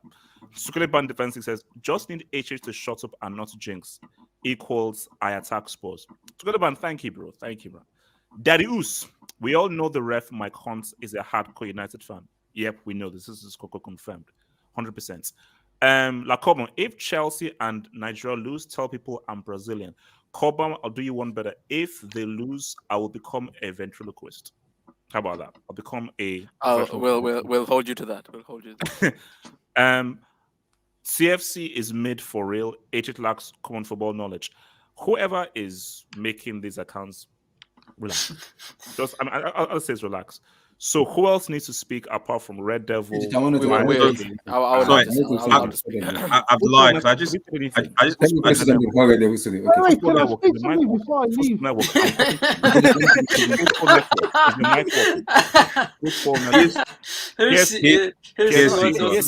Casey wants to speak. Okay, so yeah, I saw Football Network. Talk to me. Football Network. Talk to me. Chelsea Spurs. Talk to me. I mean, I don't have too much to say, but if Lukaku does play, I think he'll do well. He's gonna see Conte on the sideline and think he's playing for Inter, so he might bag a goal or two. Football Nation, we play the Carabao Cup. Wait, Abdullah, let the man talk. Let it talk. Sorry, Football Network. Do you mean for Chelsea or for the opposition? Football Network. Ignore him. Football Network. Ignore him. You don't and just forget. No, because if you think it's about playing for Conte, Football Network. Yeah, he must answer to my voice. You don't answer to that. Yeah. Focus on the game. Yeah, no, I'll keep. So, I mean, I don't know how Chelsea are going to field on the pitch, but all that we know is Chelsea still needs someone at left back. Marcos Alonso, it's not good. Aspilicueta right back. I mean, he has to play there, but again, it's not going well. He's old and much slower, so there's that as well. So I do think I agree with Rob when he mentioned it'll be a draw. I think it'll be a draw. I don't know. I just feel like compared to last season, some of the players I saw at Spurs that I liked, they're not really the same, although at times they can catch teams off the break. So I think that's how Conte will go. He'll be, what I know him of, try to catch teams off the break, be pragmatic, And yeah, I mean, let's see what happens, man. It's been a long time for Spurs since they beat Chelsea at Stamford Bridge. Nice stadium. So yeah, I mean, let's see what happens, man. Conte is back, Chelsea. That too. Let's see how the crowd reacts to him. Managing the rival team. Okay. So who else apart from So Zeman? basically, I want to say something. And no, but you already spoken. Who's Yeah, not let me yet say spoken something. yet One apart from So Zeman, Please, let I, me. RDS, and I need to think ask. Red I need Devil to should ask speak. Suleiman. I see your mic yeah, is on mute. yeah. Suleiman, talk to me. Is my Suleiman, mic? can I just speak before you, Suleiman? That's okay. Yeah, of course, Red Devil. Of Oh, course. thanks, appreciate it. I just Suleiman, have, you bastard. It's a genuine question. I just have a Why quick is it? I question. mean, I actually blame you. You've ruined him. You've ruined him. He's his own man. Why He's is his it? own Relax, person, relax, man. relax, Let him let relax, Suleiman make his own relax. decisions. Let's not do that. All I want to ask is a question for Abdullah and HH is like, what are your thoughts on Christian Pulisic going into the game tomorrow? Do you think he can do something? Is he still the sick? Like, what do you think he can do something? You see, what there was to do, my stance on Pulisic. I don't give it that high. I call him an American investment. I will keep remaining that because in the whole America here, from Washington DC to Chicago, it's all about Christian Pulisic. So I'm sorry about that. It's an American investment to me. Okay, so just bearing on that point, because while you say that, apparently someone sent me this. This is the thing. I will never accept any more sick slander. Did you see the run? Did you see the balance? Did you see the moves? Did you see the dribbling? I love this show. Open up his body. Two City guys were coming through, and he said, "You know what? Wait, let me see something like that. Let it land. Right to the bottom right-hand corner. What more does he need to do to prove himself? That's why it's called a sick. That's why it's called a sick. I only give people nicknames if they ride. Ooh. If you ride. You only get a nickname if you ride. That is what you call an individual. Because City, you can pass the ball, keep the ball, possession, tiki-taka, tiki-taka. But no. Why are you struggling to breathe? Sometimes an individual must rise like a phoenix. Rise like a phoenix and say what's up. Rise like a phoenix and say what's up. Rise like a phoenix and say what's up.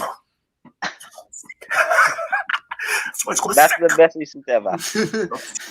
Nah, man. Hashtag rise like a phoenix. Too much. That's not too much content crack, man. No, I find it scary how people would. No. Just because it just again summarized the question like that, from what I gathered from that message, Christian Pulisic is the dude that Chelsea are going to rely upon going against Spurs, and anyone who disagrees is a hater. Do you have anything to say about thoughts on that? Just thoughts on that, Abdullahi and HA, just to clarify.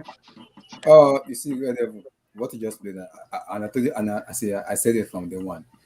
I don't know why you just went and do this, because we know Pulisic of player, we know him very well, and I keep saying it. I don't know why you want to put yourself into this situation. And you know the irony about it is, what they was to do. Christian Pulisic will not score tomorrow, because if Pulisic score tomorrow, the first person is gonna come at is you with this thing just play. So it's scary right now. H is doing this. H, you should have learned from Bayern Chelsea. So please don't do this, please. I'm begging, please. Just mute, just mute when you play, please. So have you finished? Yeah, no. So you're because Abdullah has his point, but you specifically because you. I don't have to respond to anything. Wait, I don't think you understand. This isn't a democracy; it's a dictatorship. I don't have to respond to anything. It's clarification because the receipt said I only give nicknames if they're that dude. Okay, and I'm saying to you that. So I'm saying to you that screw you. That's the first thing. Second thing is I don't have to respond to anything that you made it and so forth. So I will say, have you finished so I can give the mic to someone else? It was actually just last year. I think it's YSK turn, HH. Yeah, YSK, go ahead. Suleiman, you know Go what? ahead. I'm YSK. not giving you the mic. Actually, YSK, go ahead, man. I think Suleiman, I would like to give the mic to wait, Suleiman. before I go to Suleiman, this is a caution. This is a caution for tricking me. For tricking you for what? So you're a caution. This is your final warning. Next thing Nah, is you going can't to do be that. a yellow card. You can't give him a yellow card for that. He's not You can't get a violent. yellow card for that, bro. Suleiman can go. And also, Suleiman, you can blame YSK for that caution. YSK. No, you can't blame me for shit. Suleiman, say something, man. Right. Yeah, go ahead.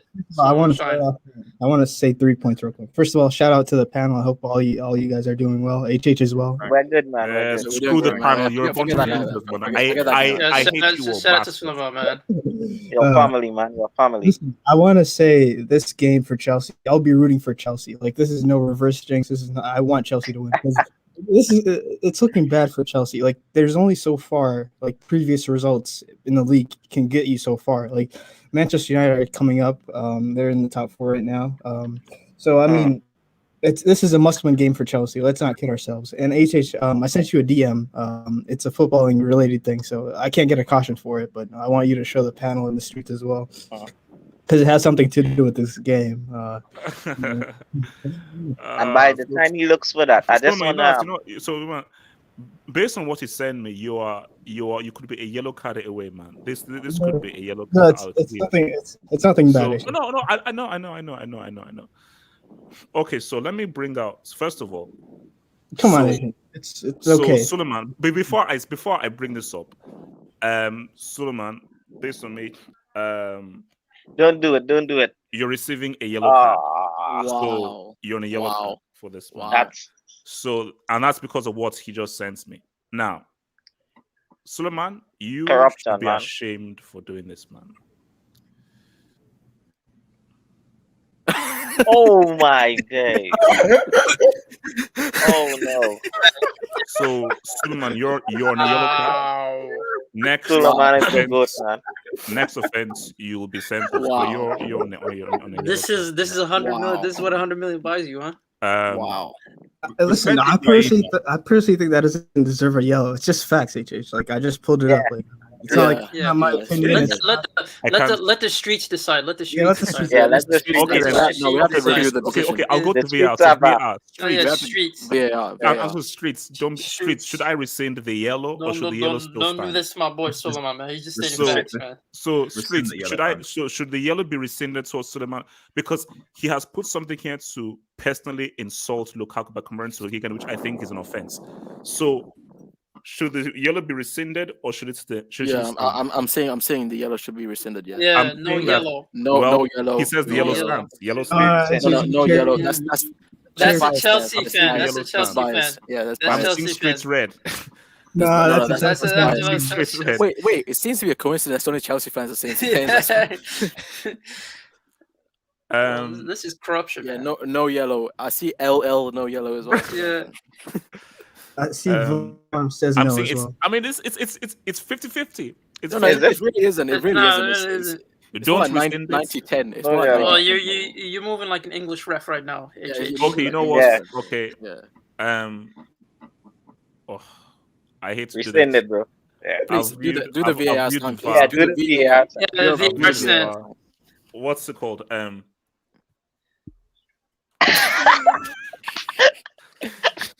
This is a double Williman. You know, I always wanted to do that. You know, let's try to do that. Man, you all right.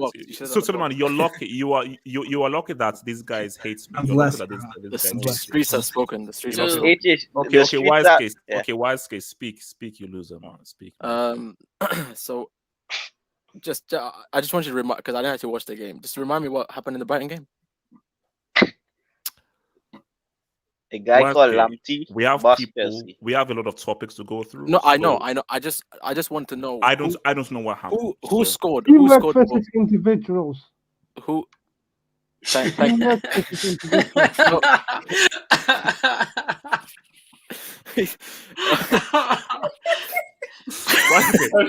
didn't have to say thank you, man. You didn't have to say. No, it's no. Percy is goated, man. He's goated, man. Sorry, no, hey, just remind me who scored for London Blues in that game. The Yetch. Thank Hakim you, Ziyech. Hakim, aka the Yetch. What are your current thoughts on the Yetch? Following that game. That goal doesn't change Pop anything. those bottles down. We're gonna pop those bottles down. We're gonna pop those bottles down. We're gonna pop those bottles down. Yet, pop those bottles down. We're gonna pop those bottles down. Show, pop those bottles down. We're gonna pop those bottles down. Circumcision. The moment Chelsea announced the signature, not the signing, the signature, the signature. The moment they announced the signature of the Edge, I was like, okay, Bram, I see you. And I say what's up to you. I respect you.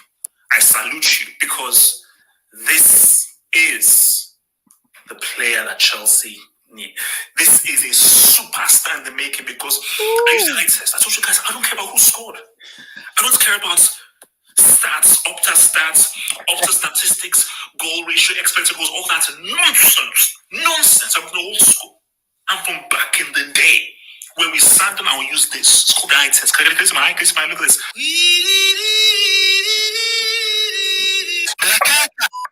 More close to a football thing. I've already said about how Mount is crap, Pulisic is crap, Ziyech is crap, Havertz is crap. Odoi is not great. He's young. He's had injuries, so I can. He's crap too, bro. He's crap. Ralph, easy man. Let me talk, man. Okay, look, fine. Okay, look, he's crap. Okay, also Odoi, he's crap. Okay, fine. Lukaku is crap. Stage, relax, man. Lukaku, he's crap.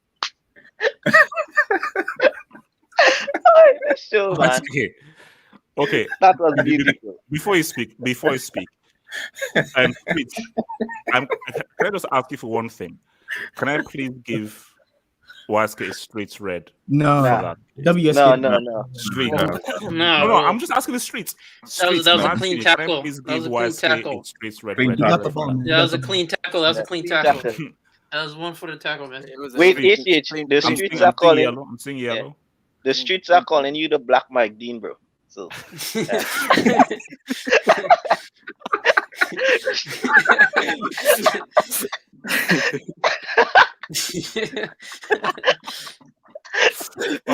Just talk. Talk. No. I was told in that the stats didn't matter. You don't care about goals, and you complained about the edge, but he saved you there, and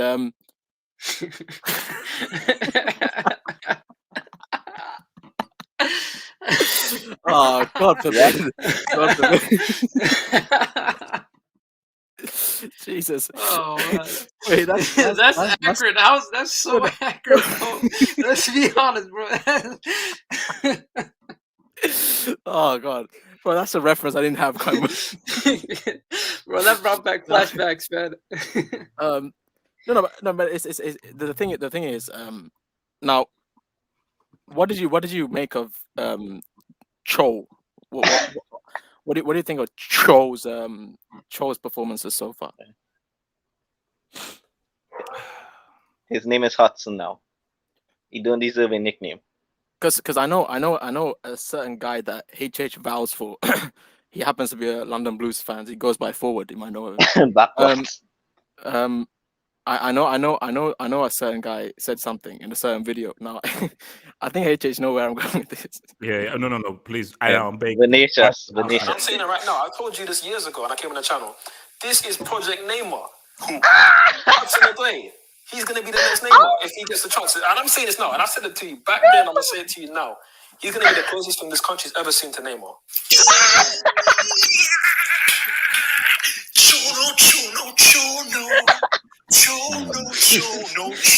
Oh dear.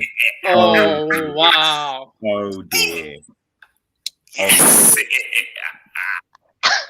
Hashtag backwards in time. Man. Neymar. Yeah. Do we know Neymar is? Neymar. Exposed, man. Neymar is one of the most talented players of all time. No, bro. His potential decline went from Neymar to Vinicius. It's like That's as bad as Yassir's Ballon d'Or thing, man. I'm Wait, sorry. guys, I have thoughts. Wait, guys, I know we just Neymar, That but has to be Neymar is top 3. Most no. Neymar is truly talented, bro. He's Yeah. talent. This is that has to be rescinded. Oh, okay, look, Z-Man, talk to me. No, bro. I gotta say this, man. I hope Lukaku doesn't get racially abused. That's all. I don't want to see that in my timeline. That's all I'm saying, bro.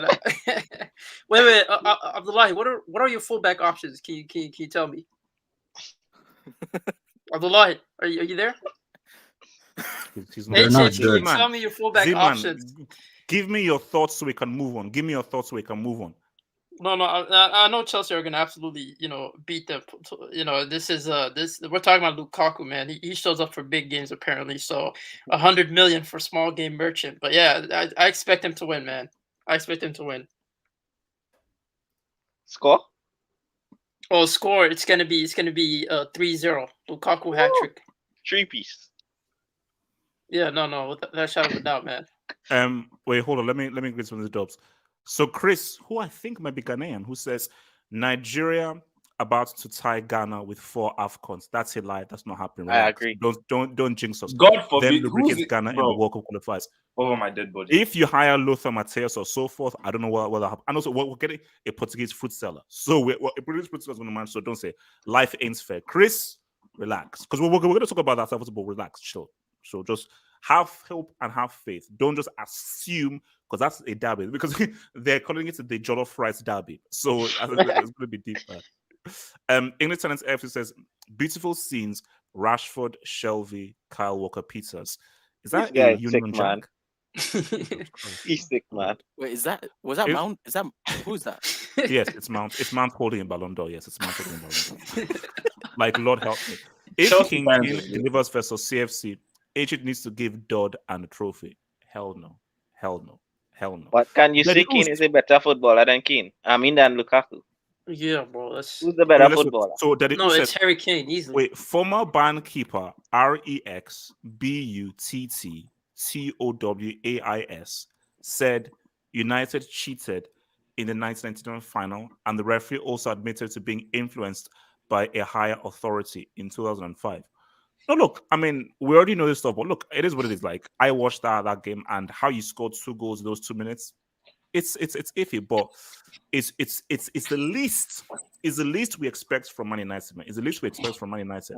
So, guys, let's just do a little roundup around the Union, man. So where we are right now, 147.40. So, hold on.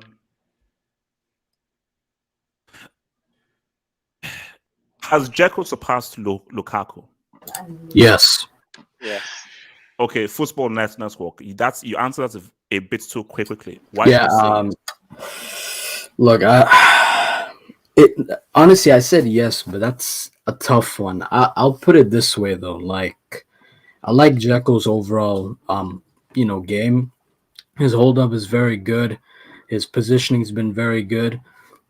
I think the issue really that's prevented Dzeko from being even better than he currently is now is the striker partnership at Inter. At Inter, we saw Lukaku and Lautaro really work well together, and that benefited both players, obviously. That's why Lukaku was able to score so many goals. But right now, you have a Lautaro who, for some reason, he can't finish at all. Like, he can't score at all. He's been, I don't want to say poor, but the reality is when you look at the stats, it looks good.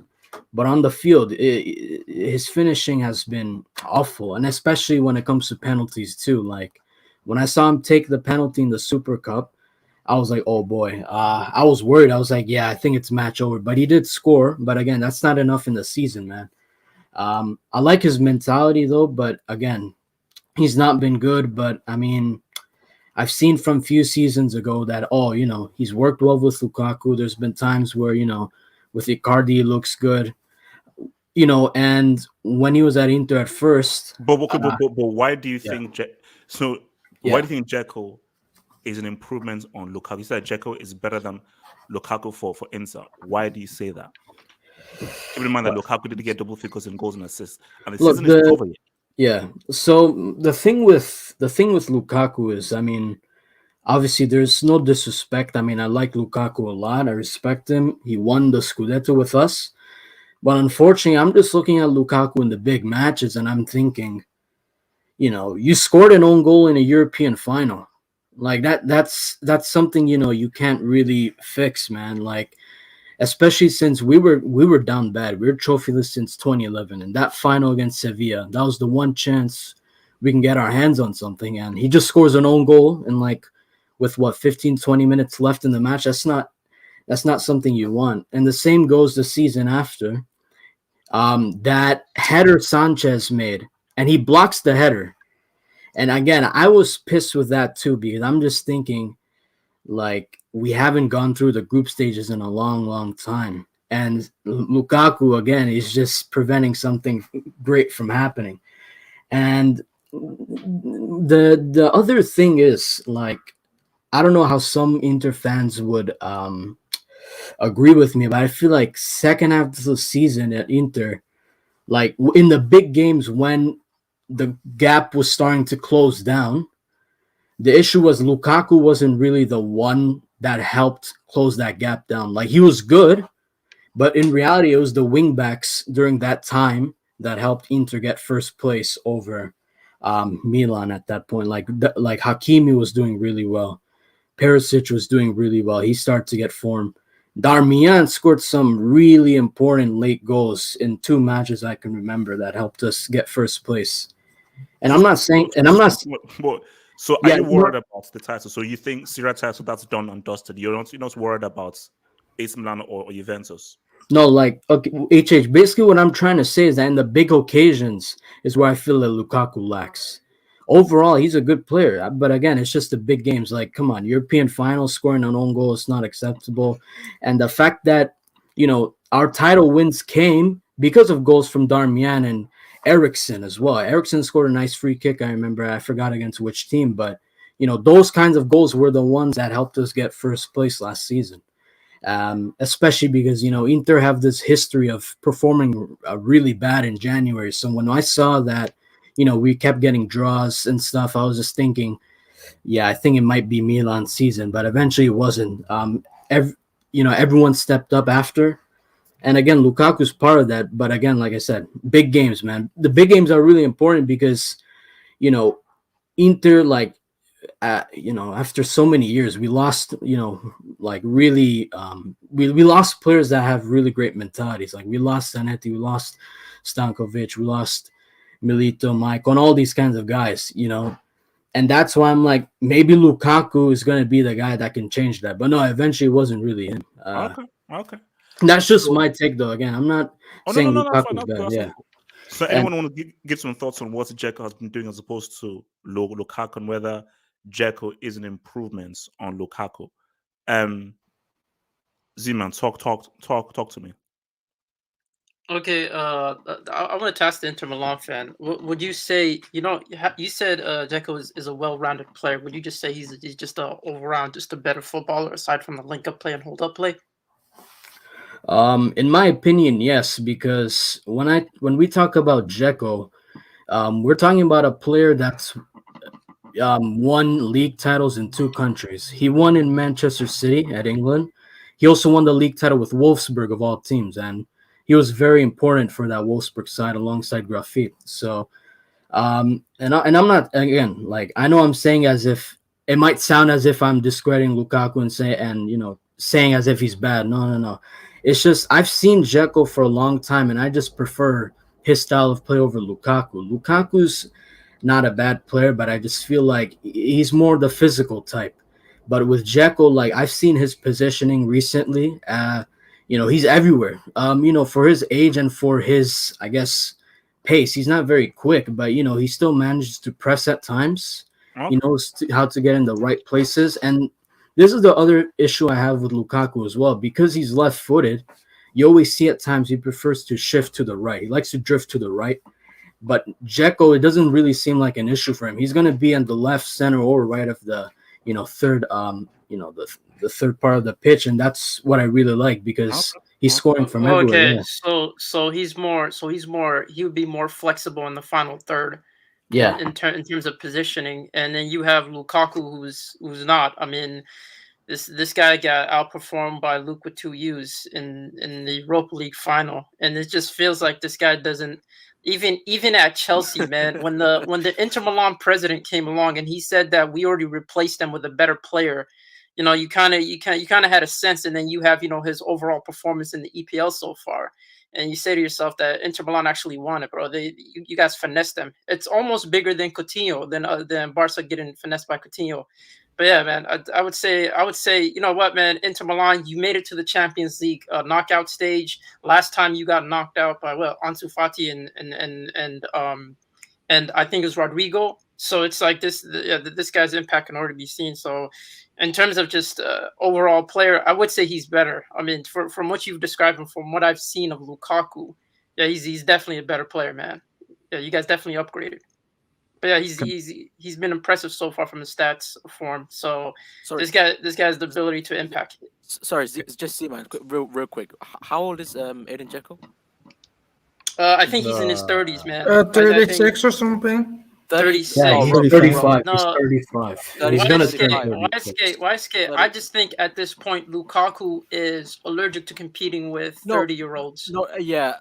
I'm just saying, like, he's currently still chasing Cristiano. And also isn't he supposed to be in his prime? What is he, like, 28, 29? Bro, his prime is being a side chick to Cristiano Ronaldo still in the league. So always that. Could I actually just clarify something? Just seeing as we're talking of Serie, and the reference, like, how good was Higuain at Juventus?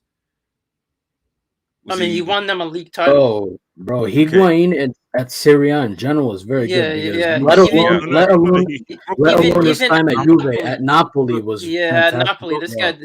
This guy, I think he was close to breaking the goal record, the Serie A. So this guy was better than him. Lukaku, it's a different story, man. So I guess what we're saying is that, like, for his time, for his period, we're kind of saying that, like, Higuain, especially given that he scored pretty much the same goals as Lukaku, it's actually been more of a success for Juventus, and therefore Chelsea as a result than say Lukaku was. Yeah, even from a goal scoring standpoint, would you even say T-Mobile is better than him from a goal scoring standpoint? Wow. Sorry to interrupt, but for Red Devil, okay, what? I think this conversation has been slightly derailed, so I'm gonna just bring in. Okay, so that's you don't just bring up T-Mobile, bro. You don't just bring from Marina Granovskaya, who says, "HH, you bold analyst, you're the reason the transfers flop. It's because of you flipping moron. It's Marina. That's funny. That's woman who doesn't understand football. Get it right, man. Oh, that's not me, womaness. No, from Romelu. Oh, from look okay. Dzeko, don't sleep or retire. I will join you soon. That's funny. That's funny. No, I love that, honestly. I'd be happy. Well, let's not. So let's clean this up right now. So where we are at 158. Are we gonna talk about Balotelli? Oh no, we will. We'll get it soon. So let's just now. I want to come to our La Liga correspondent here. I want to talk to our Liga correspondent here, Mr. Zedman. So Z-Man, I need a detailed report here on Atleti, because again we're building up to the massive one, Atleti against United. Now, personally for me, I want Atleti to knock out United. That's me personally and so forth. But we all know what's going to happen. This guy's going to flop. What is the issue with Atletico Madrid? Because these guys just keep on struggling because guys said, oh bro, every single time people say, bro, Atleti, Simeone. Hey, and it just seems as if these guys are just struggling to win games. And I have no idea, because I feel like a fool. Because I said, oh man, Real Madrid are still in a transition phase and so forth. They're still in a rebuild phase. Atleti, defending champions, amazing squad, had some good purchases. They should pretty much be setting the pace for the league. But yes, these guys have underperformed, and Real Madrid are pretty much running away with the title. So is the issue Simeone, or is it more so that the players have underperformed, Mr. Zeman? It's a combination of both, man. It's like the players aren't performing up to standard, and then yes, Simeone, who hasn't found the right balance in terms of attack and defense, and it just feels like their main weakness so far throughout the season that I've seen is through the flank and just aerial duels in general. And I just feel like for a side like Atleti, it's a balancing issue that they've been having, and it's something that, like I said, it's something that's been starting ever since that Chelsea game. To be honest with you, when they just diverted and just changed their tactics to their old style. And Simeone is a part of the problem. Like this guy isn't. He's like his players are not on form, and it seems like they haven't picked up the pace from last season, and it just feels like this team is just going by. And throughout the season so far, it seems like they've been scoring last minute goals in extra time. It's just something that's consistent with Atletico's performances, and that's what happens when you're catering your system to someone like a Suarez, who's not necessarily great in the Champions League, but he's been massively declining as a player. And Atleti have to find a solution in terms of will they bench Suarez? It depends. I don't know if João Felix and Griezmann can work out, and they also have to fix their backline issues. Um, so this team has its own set of problems. When it comes to Manchester United, that's actually going to be a close game, if I'm being honest, because Manchester United have the tools to defeat them. I think United beat them. For me, like the way Atleti are moving right now, unless United completely screw up, if United just sort of get their lineup right and so forth, because as you said, they have the weapons just to. Because how you beat Atleti is you attack them. You really go at them. You don't play the game. We struggle to do that. My only United problem, just throw their guys on, and the guys now say, The "What's up?" midfield is Yeah, absolute. there's no midfield. no, Yeah. and Manchester United, their problem is like you guys aren't necessarily known for putting in crosses besides Luke Shaw, and it just feels like on the other side, he isn't a great crosser, and then you have Wan-Bissaka, who isn't necessarily a great crosser, and I feel like if you had someone that could deliver the balls up top to like a Cristiano Ronaldo and just let him fight these aerial duels, I feel like you guys could get something out of it. But or just expanding the game. But again, it's like that's where it becomes difficult because you're asking Ralph to change up his tactics and tweak it to face Atletico, and Atletico, that's their number one weakness. But at the same time, I feel like Simeone, he's still trying to go for the balance thing, and he might even go all out defense, and it might not suit someone like Suarez. So it's a matter of who's going to start up top, and that's where the difficulty comes. Because if you go all out defense, you can't start Suarez. You definitely can't. This guy doesn't have the engine to track back, and he's not necessarily great at pressing your what is it, Manchester United's back line, where you could possibly get an error. So it just feels like Manchester United slightly have it over the edge, but then again, man, it's in February. Anything could happen in terms of form. All right, wait, because I want to get United views. Before I come to RDS, let me just hit this. So, oh no, I already got that one. Oh shit, sorry. Oh, so RDS, looking at how Atleti are moving right now, and don't use any reverse jinx. Are you a little bit confident? Zeman is right. February is still a long way away. But are you confident if United go into that game with everybody fit, and Ragnick now has a lot more time to really get this whole gegenpress and very intensive football going? Do you think that you give yourselves a slight edge over Athletic, who you know what you're getting with these guys, and look at how these guys are struggling to win games? You say that, but I mean, this is the problem of that happens with Atletico, just everyone always underestimates them, and they always perform better as underdogs. So and this is the thing, like they will go in as underdogs to this game, and that's when they rise. Like remember when Atletico were playing against Liverpool, I think it was 2 seasons ago, and everyone said they had no chance. They're finished. Liverpool were awesome. They should destroy them. And they knocked Liverpool out 2 legs. Now, the only reason why this game might be interesting and why I'm interested to see how Diego Simeone goes about things is because they've obviously got rid of the away goal rule. So now there's no away goal rule. It even more emphasizes the idea of attacking football. Just defending a 1-0 is going to be pointless if the opposition scores a goal. The goals are worth the same. So I'm interested to see how Diego Simeone goes. But is he going to go? Because obviously the first leg is at Wanda Metropolitano. So is he going to go and try and control the game and go and attack Manchester United? Because that's basically what you should do: bypass the midfield and go and go through the middle because we don't have midfield. Or was he going to be quite conservative and give United the ball and what have you? Because I suspect Pogba will be fit for the game. So Pogba coming into the midfield. We don't know whether they'll buy a midfield in January. I assume they won't, but there might be a degree of more midfield control going into this Atletico Madrid game than has been previously, but we'll see. But if there is, it'll be interesting to see how Diego Simeone sets up. The thing is, and this is not reverse jinx, I still think the favorites are Atletico for this because of the experience that they have, because of the manager, and because they always do better as underdogs. They always, when they're favorites, they falter. Like last season, I think they got knocked out by who was it? It wasn't a big. No, but really, are they underdogs in this game, or is this game more 50-50? It's 50-50, yeah. Ronaldo has a great record against Atletico Madrid. Who they lose to? Sorry.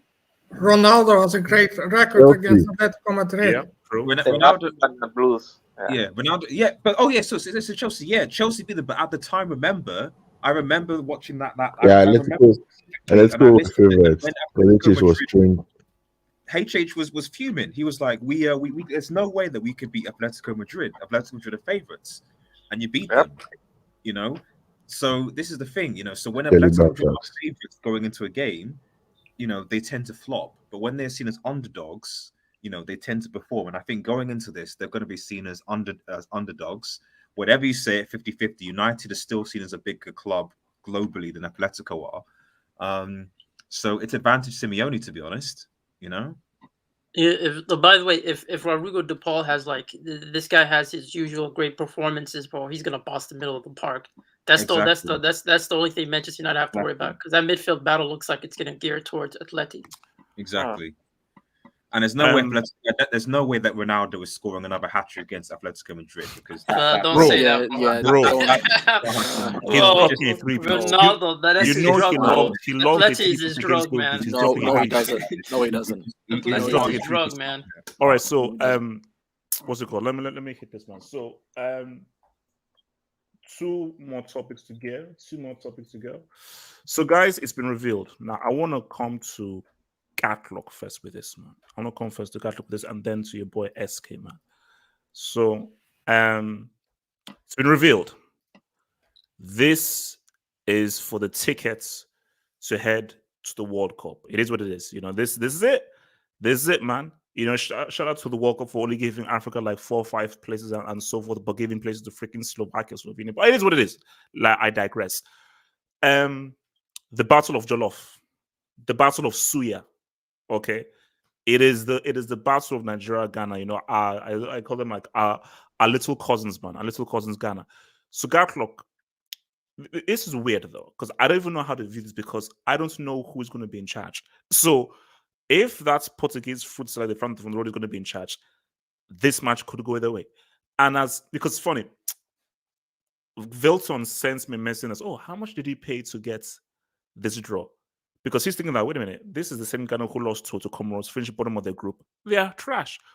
But unless Ghana are mad, I'm sure they will come into this game with a totally brand new team with a whole new outlook. Because that same team who just disgraced themselves can't come through against Nigeria. So Gatlock, specifically, I want to talk about the other ones because I think the big one is Egypt, Senegal. So Mane or Salah are going to miss the World Cup, which is crazy. So Gatlock, you look at Ghana, Nigeria, your thoughts on that? Thing is, people always think qualifiers and major tournaments they're not the same thing. I mean, Italy won the Euros, but yes, they couldn't qualify. So it doesn't go hand in hand. I'm pretty sure the year that Germany went out in the group stage was the year where in their qualifiers, they won all 10 of their games coming into that World Cup, and they went out in the group stage. So you can never, predict this kind of stuff just because Ghana did badly in the AFCON. doesn't mean they'll do badly here. However, there's one question I need to ask about this. Is this like the European one where they're like 2 legs or something? 2 legs. I believe they're 2 Yeah, legs. one's at home and one's away. Yeah. And they're both being played in March, or is it? I think both in March. I think it might be like in the space of 2 weeks. Yeah, they're both in March. I believe from what I recall, 2 legs home and away in March. Okay, then that's a tricky one. Well, if it's over 2 games, one in Ghana, then the next one in Nigeria, then it's going to be a tricky game. It's going to be a tricky game because we're going to be facing a different kind of Ghana. We don't even know if the Ghana manager is still going to be in charge. You see, that's Oh no, funny no, no, thing. he won't speak. Come on, You he see won't that speak. No. we could have 2 different managers. We could have 2 different managers in this game. If that Portuguese guy is in charge and they actually get a Ghana manager who actually favors youth and has brain power, who knows? Ghana can do something. But if things stay the way they are as they are now, I will favor Nigeria. But I have mixed emotions right now. Like I'm just focusing on AFCON for now. Okay. If Eguavon is still in charge for this game, I'll be happy. I'll be happy. But if he isn't, then I'll lie to you. Oh no. Regardless of that, if Eguavon is not in charge and that Portuguese guy in charge, I said I'm boycotting the team. I'm having a personal boycott of the team.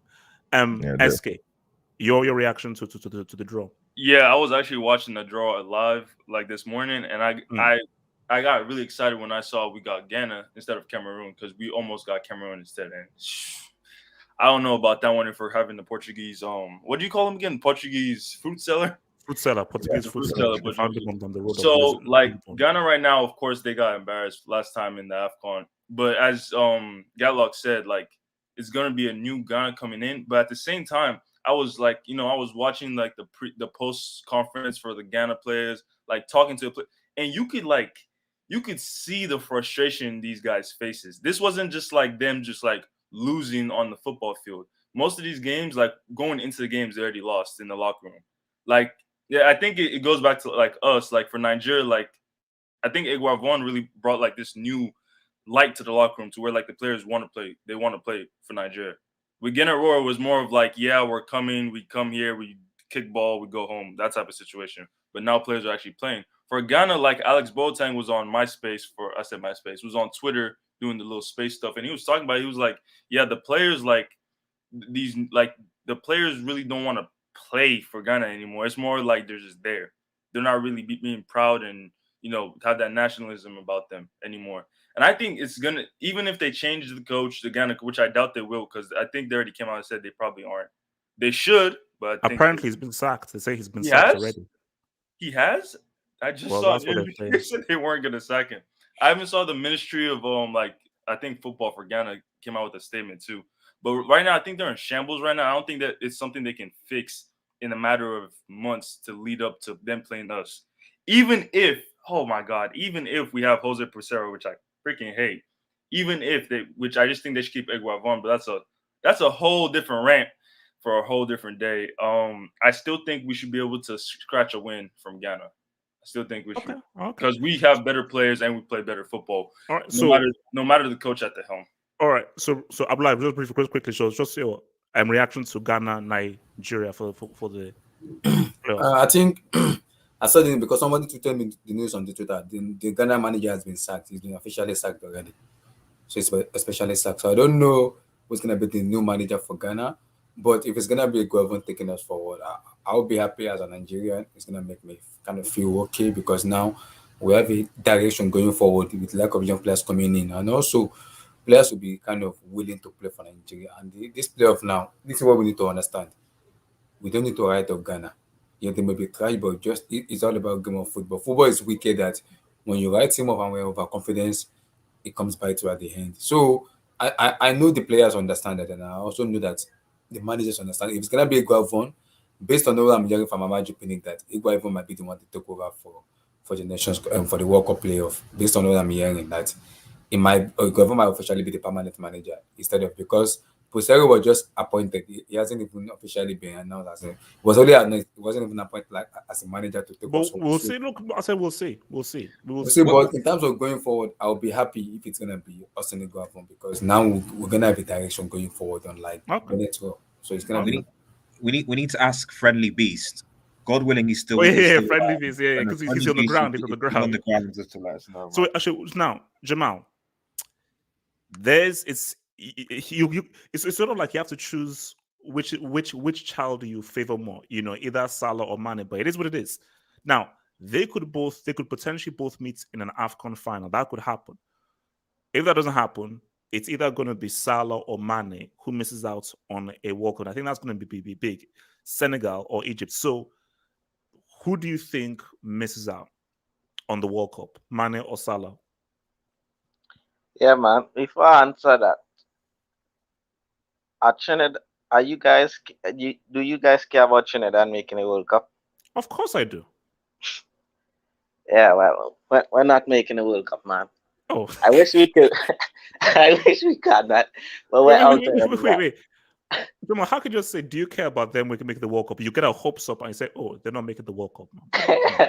We're not. Where exactly is Trinidad again? That's North. Is it South? It's North America. Isn't No, it? CONCACAF. Yeah, Oh, that's that's North It's America. part of the islands. It's part of the Yeah, islands. it's the islands. So So North it goes under North one of those America. islands. Yeah, man. But anyway, on this one, I really want Senegal to miss out. The reason why is because I think Mane need a break, man. This guy has played a lot of games, and I think his summer off can do him good. Maybe he can come back refreshed and maybe catch his form, man. So that's why I'm studying on this. But bro, I have watched that Egypt team in African Cup of Nations, and bro, these guys, Basala, these guys are food sellers. I don't know where they find these guys in Egypt. Right? These guys are trash, man. I'm sorry. So Relax. I'm sorry. How's bro. them not be happy coach to to the that? players Put to some them, respect on the guys that built the pyramid. Man. Put some respect on them. Guys, if you guys know the capital of Egypt, Yeah, Cairo. Pyramid.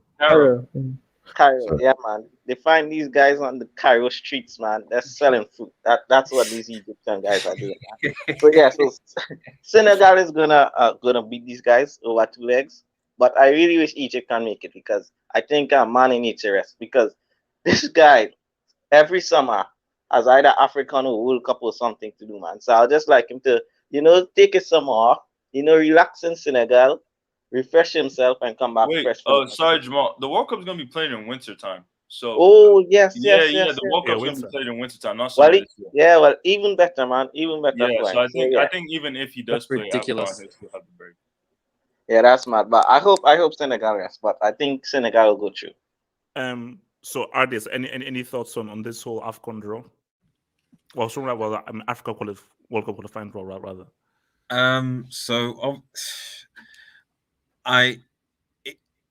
The Nigeria-Ghana draw really depends on basically who's coaching either team going into this. Did you know what I was just reading on the streets? Apparently, they said like Raw could be hired. Imagine if Raw is Ghana manager and they knock out Nigeria. That's a story. That's a narrative. literally a film. You have to go, bro. You got to go live for that, man. No. Do you know that I would actually self-harm. I literally would actually if Raw, after all the abuse, manages Ghana and the knockouts in Nigeria, I will self-harm. Send a chicken to calf. Send a chicken to calf. Trying to get some of those. I've got no doubt that witch doctors. It's which doctors are stronger, man. That's the thing. So battle of the witch doctors, man. But the juju is strong. The juju is the juju. The juju is strong. Remember, the juju is very, very strong. So we'll see what happens. But it's out of all the teams we could have got. I think Ghana was Democratic of Congo probably been better, to be honest. Actually, so are you guys confident? Congo is pretty dangerous. Oh, DR Congo. No. I think they are Morocco. No, I was happy Congo. when we didn't get Congo. You don't want DR Congo. They are dangerous. Basically, like I think. Do you know why they're dangerous? Do you know what Congo is famous for? How why? No, I'll just leave it at that. It's okay. What? That's the red card. Oh, it's that setup, man. That's the straight red. Go to the streets, man. Go to the streets for this. That's the yellow card. Okay. Streets. Is that a Streets, caution they are, or a yellow man. card? So yeah, Missed that tackle. Yellow card, man. That's a borderline 3-match suspension, man. Yeah, that's instant tackle. Yellow card. Is that a streets or a yellow card? No. See, DR Congo, because you know why I like DR Congo? They have I don't know whether they still do, but they have a local manager. And when I saw them at the last AFCON, they play really good football. I wanted no part of DR Congo. See, for me, Ghana are still going to be a bit tough, but if it was between Ghana, Cameroon who have a great record against Nigeria, and DR Congo, I'd rather take Ghana, especially where they are right now. But DR Congo, that's a very tricky team with a lot of dribblers. Yeah, and they're dedicated to making a World Cup this year, and I think they'll beat Morocco. Before I forget, hold up. So LB, according to the streets, based on that comments, man, that's the yellow card, bro. Yellow card for you, bro. So you better watch your step now. So Ardies, continue. To be fair, that's my first yellow card in 2.5 years. No. You started it last hangout, man. Okay, wait, Ardies, talk to Ardies. Oh man, no. I was just putting out a point. Are we basically making this the saying that like Algeria, like Mahrez is going to miss the World Cup? Because with the way that Algeria played, are they really going to be able to do one against Cameroon? No. I'll be real. You see, if I'm predicting those things, Egypt, Senegal, I can't call. I think that Algeria can beat Cameroon. I think Cameroon have home nation tax. So I think, because remember, I think it was even Gatlock that's made the point. Qualifications and a tournament, different things. Cameroon and home soil are very strong. In this situation, I think I'll take Algeria. Nigeria, Ghana, I have no idea. But Congo, Morocco, that's going to be great, but I think Morocco take it. My only thing with Algeria, you know my thing? I don't think Mali have ever made a World Cup. They've not actually. No, they've never made a World Cup before ever. No. Yeah, they've never been in a World Cup. But I believe Tunisia. See, that's my thing. Mali should beat them, but I just feel like if Tunisia who beats the World Cups, they'll probably beat them. But this is Mali's best chance to actually make their first World Cup. I wonder if Al Wan-Bissaka would try to, because he's from DR Congo, so he might try to actually, try and break the Congo. Do they even need him? That's my thing. Do they even need him? But I think for Senegal and Egypt, Senegal is going to win just because they have a more complete team. Like Egypt, when especially when they played us, you could just see it was sad and pathetic the way they just tried to feed the ball to Salah. But see, here's my thing though. See, that's why I say this is the match. What if Egypt gets knocked out by Ivory Coast? They start colors curious and say, "Bro, let's go old school. Let's hire an Egyptian." And they're not coming to, because sorry, Senegal have not impressed me, bro. Senegal have really not impressed me. But my thing is, do you think they can do all of this in a couple of months? That's the main thing for me. Yeah, bro. SK, look at us. Look at how crap that's we true. were on That is true. And look at how better we are right now. And this guy hardly had any games. And look at how much better the team's played. A change of manager, bro. Look at Tuchel with Chelsea. A change of manager can have an instantaneous impact. That is a great point. Can I ask you a question, bro? I just want to ask.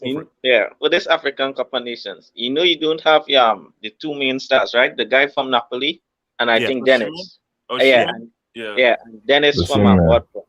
But if I'm being honest, we never. I wouldn't say we never needed him, but like Nigeria's, we've had a plethora of attackers. So when people were like making a stand of like, oh yeah, we don't have him, we're gonna do. I was more or less like, I don't think so, because we have like the players. It's just no. But these aren't the days of Ipeba, Amokachi, Amunike, where we had many strikers. So Osimhen going down is that's a big deal, because back then but Nigeria in 2022 didn't have the kind of strikers they had back in 94 or 96. So, Jamal, what's your question? Yeah, I was gonna say, you're missing the guy from Napoli and Dennis from Watford. Yeah. So let's say you get those guys, you keep your manager what you have now, and you beat Ghana and you make it in the World Cup. What you're expecting? Jamal, I'm not gonna. Jamal, I'm not gonna. Look, that is way too far. No, Jamal. Jamal, I take each game at a time. Let's deal with this Nations Cup first. Then we'll see what happens with Ghana and qualifiers, and then Jamal, until we have that World Cup ticket in our hand. Until that ticket is in our hand, then I'll answer your question. Until that World Cup ticket is in our hand. Because I wouldn't lie, I'm very impressed with Nigeria in this African, man. No, you can't Nigeria calm down. looking good, man. Same here, man. relax. They're looking You class. guys have been the best team, man. Nigerians You're know not looking to get cool. excited. Nigerians know They're not actually to get looking excited. impressive, man. No, that's you see. Once you hear impressive with Nigeria, raps. They're looking good. Your boys are cooking, man. Your boys are cooking. Jamal, well, everybody needs to relax. Everyone just needs to relax and chill. Just relax. It is So, gas, hold up. man. Half Hope's animated son Ralph. Wait, is this from The Simpsons? Dad, I got my yellow looks from you. Come back home. Guys, there was something wrong with my webcam, which made me look yellow, like a Simpson. I've changed it so now I now look natural like this. Okay, so there was something wrong with my settings on my webcam. Man going the Adama Traore sir. From a boy Chris says the Ghana brick manager has already been sacked. Yeah, rightfully so. Shout out to Chris, man. From I'm not going to say that. From ROMA. Just a reminder, Roma. Ghana has a better history than Nigeria. In terms of what? I'm confused.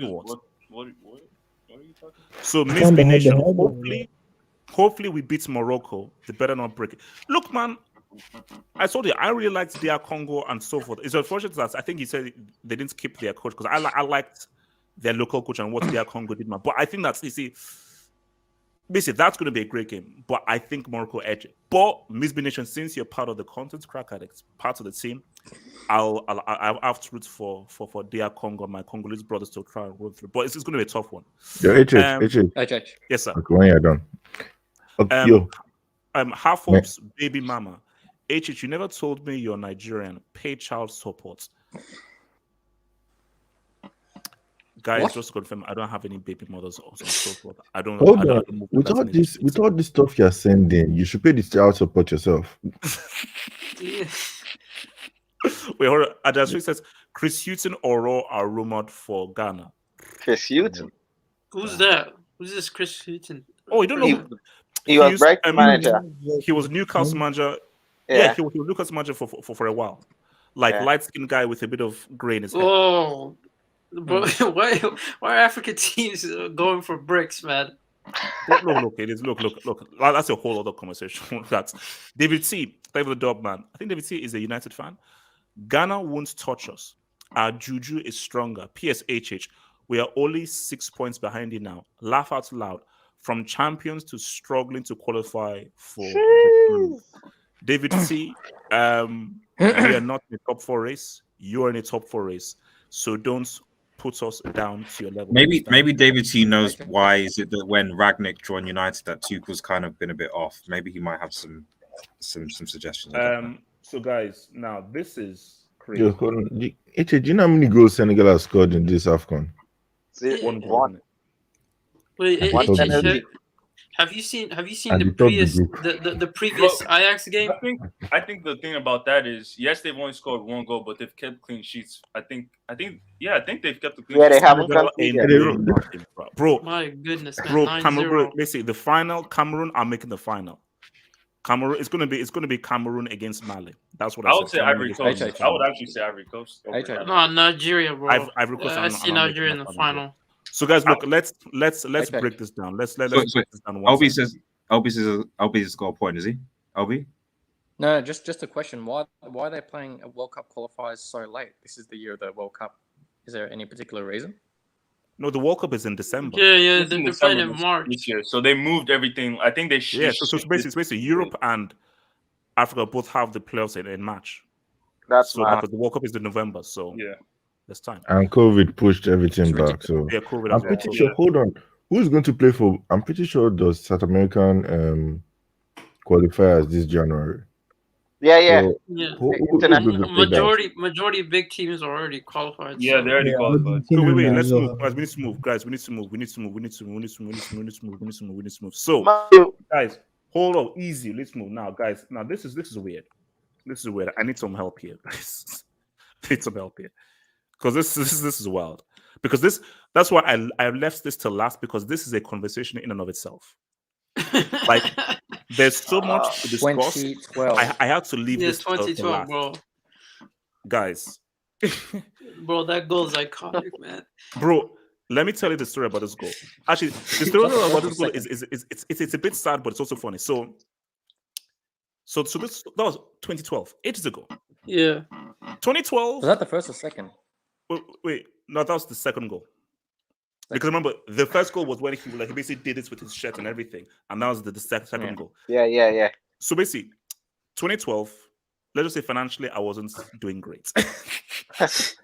So I wasn't in a. Thankfully, I'm in a financially better place right now, thanks to you guys and your support, man. So thankfully, I'm in a good place. But 2012, it wasn't great. I was so poor. Do you know that I couldn't even afford to buy a drink in pubs? Damn. So literally, the idea of, because basically it's about, and I'm sure RDS and YSK, you know, it's about £4 for like a pint. Yeah. So it's about £4 for a pint. I couldn't even afford that. So I was like, man, £4. So do you know what I used to do? I used to watch the games outside of the pub. So basically, I used to stand and just hope that somebody would move so I could have like a good angle to read through the window. Now, maybe you guys don't know. So RDS and YSK, do you know Baker Street? Yes. Yeah. Baker Street. Yeah, Baker Street. Do you know the big pub? I think it's called the Globe. Oh yes. Okay. The Yeah, Globe. yeah. You know, like it's right opposite to the station. Yeah. Yeah. Basically, that's where I watched the game. So basically, I stood because there's like one place, you know, where you have the people where they eat, and I stood just outside the window there because basically I couldn't afford to buy drinks, so I had to watch a game via there and so forth. Because obviously, because I liked watching it with like the crowd and people reacting. So I want to watch it with the crowd, but I couldn't afford drinks to get. So that's how poor I was. And I bro, hear the I remember when he scored this goal. Bro, I went insane. I went absolutely insane. I was like, because basically, I was like, yes. So basically, you just saw this basically, you just as a black guy just jumping up and down, running around outside the freaking thing. And bro, again, this showed how unprofessional I was. So I remember. So again, I wanted to go to watch the game in like a pub or something. Yeah. For the final. And when it got to 2-0, I left. I left. So basically, I didn't actually watch the rest. I still haven't seen that full game. Because again, guys, I told you I'm a narrative merchant. I so wanted Balotelli to win that whole thing. Because the whole thing of the racial abuse he received, and just that narrative of like, man, this black guy playing for Italy, leading them to a Euros and so forth. That was such a great story. So at 2-0, I got so angry. I just left. And then I ended up it was 4-0. But yeah, and I never watched the rest of the game. But guys, this is why this is such a conversation to have. I want to have it with you guys. In my view, I believe if he reached his potential, he's one of the best strikers of his generation. For me, I missed Van Basten. So I sort of missed Van Basten's era. I just caught the tail end of Van Basten's era because he got injured. Yeah. So in my lifetime, I have never seen a guy strike the ball as well in terms of accuracy, power, and technique. Strike the ball as well as Balotelli. Now, obviously, Batistuta, Eto, Inzaghi, they were more efficient goal scorers. But just in terms of, because I remember a goal, I think it was AC Milan. It was about 40 yards out from the corner. He took one step, top corner. Again, I think it was Italy. I think was it Italy against Brazil or Spain? Again, 40 yards out, one step, top corner. And I was like, bro, the guy's ability to strike a ball with such accuracy was insane. But here's the thing. If you don't put in the work, it ain't gonna happen. It ain't gonna happen. Like, as I said in that super thing, I said, Quaresma was more talented than Cristiano. He was more talented. But talent doesn't mean anything if you don't put in the work to realize that's talent. And in my view, I gave up on Balotelli. Serie B, he's now in Turkey. I was like, boom.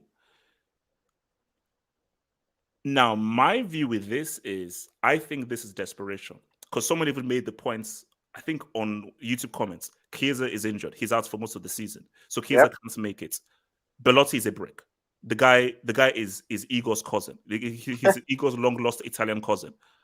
And Immobile lives up to his name. He's immobile. He can't move. He's trash. So Mancini is like, because the thing with Mancini is that, bro, you know your history with this dude. Bro, you fought this freaking dude. You actually fought at one point. So it is wild that Mancini would be like, I'm bringing a guy who, this guy hasn't played top level football for like years. For years. So, Jamal, talk to me, man. Your reaction. I want to get guys for Jamal. Your reaction to this whole Balotelli thing, man. You know, when I see the news today, you know, I actually thought it was fake. I said, I couldn't believe that Mancini and Italy are going to pick this guy. Isn't this guy in Turkey? Is Balotelli still relevant in 2022, guys? I mean, I was shocked when I see this news, man. I haven't seen this guy play for years, man. I don't even know what kind of shape he's in. If he's still a good footballer, if he's, I don't know, man. But, bro, as you said, it's desperation. Because, bro, Italy literally win that Euros without a striker. Immobile and the next guy are complete and utter trash. So, who knows, man? Balotelli at this stage could still be better than these dudes. And that's saying something. So I wish him all the best, man. He did nothing for us. All this whole that against him. He was trash for Liverpool, Balotelli. But as you said, he's talented, man. I don't know if he still have that talent. But when he was in his prime, I mean, this guy could have struck a ball clean. He could strike a ball. He could strike a ball. Man. He was a serious finisher, man. That's what he always had. But is this mentality, man? Because this guy was blowing up toilets.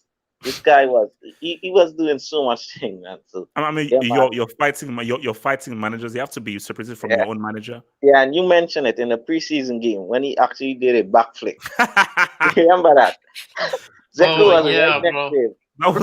That was so unnecessary, man. Yeah, but I just want to say the favorite Mario Balotelli moment have to be in the Manchester derby, man, with the "Why I was me" jersey. When he scored and he said, "Why I was me," that's quality, man. So I wish him best, man. I don't know what state he's in, but I wish him best for what he's gonna do for Italy.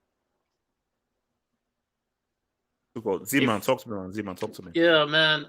Remember, man, Balotelli. You know, it's the wild thing at Man City when Man City won it and Aguero got that final goal. Balotelli had no assist prior to that Aguero assist. Yeah, he did. That's crazy. So that was his only assist. Yeah, that's the only time he passed, bro. The trophies are on the line. But nah, bro, this guy getting picked, man. Listen, I lost all respect for him when I saw this guy in the in the MLS All-Star, and this guy was doing that flick, bro. That was unnecessary. And I was like, man, I was like, that's when I lost all hope of him ending up being like a top goal scorer. And listen, man, if that this was guy at the very start of his career, though, he was very yeah, but he wasn't serious about himself. That's the problem with Balotelli. If he actually took his career serious, I feel like he could have been something. But the problem is with this guy, he went to AC Milan. Then I believe he went to Liverpool, and Liverpool was seen as like his last chance to make an impact. Even his agent came out and saying this is his last chance to make an impact. If you can't survive here, then most likely you're not going to make it. And it just feels like that's been the case with this dude. Like he doesn't take his chances. But you know, Italy is facing North. Are they facing North Macedonia? North Macedonia. Then the winner of Turkey and Portugal. Oh yeah, bro.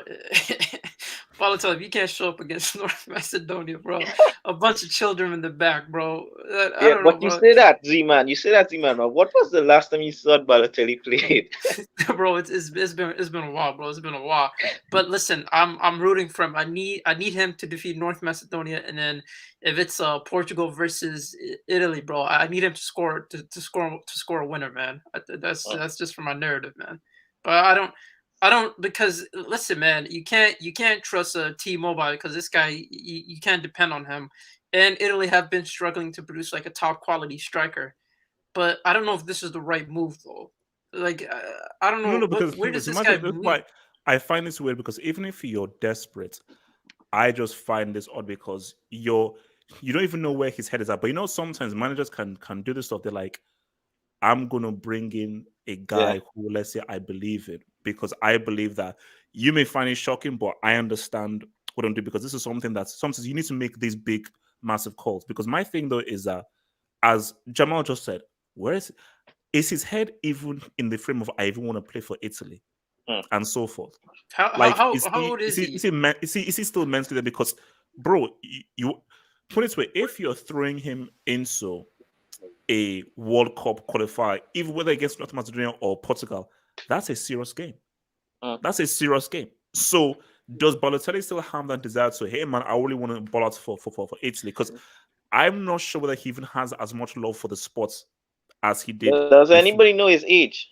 I think he's 31. He's 31. 31. He's only The 30 guy's now. still young. Wow. That's a shock within itself, man. I 31. I thought he hit his mid prime 30s. pretty young. That's why most people don't realize how young he is. Nah, well, this is Hey, Jess, well, can I go next? this guy has to be like the flop in terms of talent, bro. This guy's Yeah. such a flop. But yeah, man, I hope he shows up. I'm looking forward to March. I'm preparing for that, and this is gonna be a wonderful competition, man. I hope Balotelli shows up. All right, so before I come to Elby, let me just take some of these jobs, man. From your boy, Diddy U says, just checked head to head. Ghana, 21 wins. Nigeria, 10 wins. 18 draws. Good game. Okay. Look, man. No. Look, man. I'm looking forward to the game, man. Head to head looks bad for Nigeria, including a 7-0 win, but win for Nigeria. We'll see. We shall see. Look, it'll be a huge derby, man. It's going to be a huge derby. Simone Zaza, does that mean I still have a chance for Italy? No. Did you guys remember his penalty? Where against Germany, 3,000 years, and then Zaza, no. That was the funniest penalty shootout ever, man. Wait. David T says Italy miss him. They relied on Insigne at the Euros. Yeah, you see they miss him, but at the same time, this dude has not been relevant in years. And no offense, he's playing in Turkey for a team who I don't know what that team to be called. So that's being real. Kelvin Tahiruman, thank you for the job, man. Kelvin. Frankie de Jong had 2 full seasons with Barcelona, and that is autumn and winter. Maybe if Barca added 5 mil to the 75 mil they bought him, maybe Ajax would have thrown his con.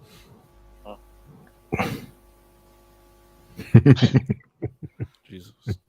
Wait, but as I said again, Zeman, you called him the Dutch Javi. And I told you that. I don't remember this, Is man. he really that good? I said, no, he's going to be the Dutch. I think Frankie might be a flop. I think he might be a flop. No one wants to say Everyone's it. now coming around to him being a flop. Do you think he's living off I that think he average still has to dribble? give him time. I don't think. Wait, I think hold he's on. Let living me. off that money. Wait, LB, talk to me. LB, talk to me. Yeah, Balotelli. I don't know about you guys, but I really feel for him. His ego and what he did in the All-Star game aside, like he's been continuously racially abused by every single person. Roma ultras. He copped it from them. He copped it from the Italy supporters. I mean, it's an absolute disgrace if you can't play for your country without being racially abused. I mean, it says it all. So I feel for him in that sense. Hopefully now that he's got the call back to the Italy squad, he can do something because he's only 31. I was very surprised. I thought he'd be mid-30s, but because the last time I saw him play was probably the World Cup in 2014. Since then, I don't think he's been relevant. No, he didn't play the Euros, did he, in 2016? No. Did he? No, I don't think he did. No, he didn't. He didn't. No. Basically, his last appearance was the 2014 World Cup. That's right. 2014 World Cup was the last major tournament. So I'm really hoping that he does something because he has time. 31. He can play for another 3-4 years if he really wants to. So I'll be definitely supporting him. So hopefully he does well. Can I just say one quick story on Balotelli again? Very quick. I just want to say, so his first day for Liverpool training, this guy parked his red Ferrari in the manager's car park, in the manager's spot. Rogers was the manager at that time. This guy, man, he's mad. Look, he's different. Imagine man. if you clocked in See, my Klopp's thing is that spot. we miss guys. See, I miss guys like that where he was a personality on and off the pitch. Bro, remember his shoulder goal where the ball came up and he got it with the stroke? See, I miss guys that basically brought their personality on that pitch. I just wish that he just gave a bit more effort into actually improving his game because it brings fun to football. YSK, talk to me, Balotelli, man. YSK. Oh yeah. Oh, wait, can you hear me? Yeah, can hear. No, see, Mario, man. I mean, this guy is just a case of, again, talent mean nothing if you don't put the work in the game. So, like, you hear the my favorite story of his is the one that everyone has like a story, bro. My favorite one is the one that Uncle Mo told when he was at Inter.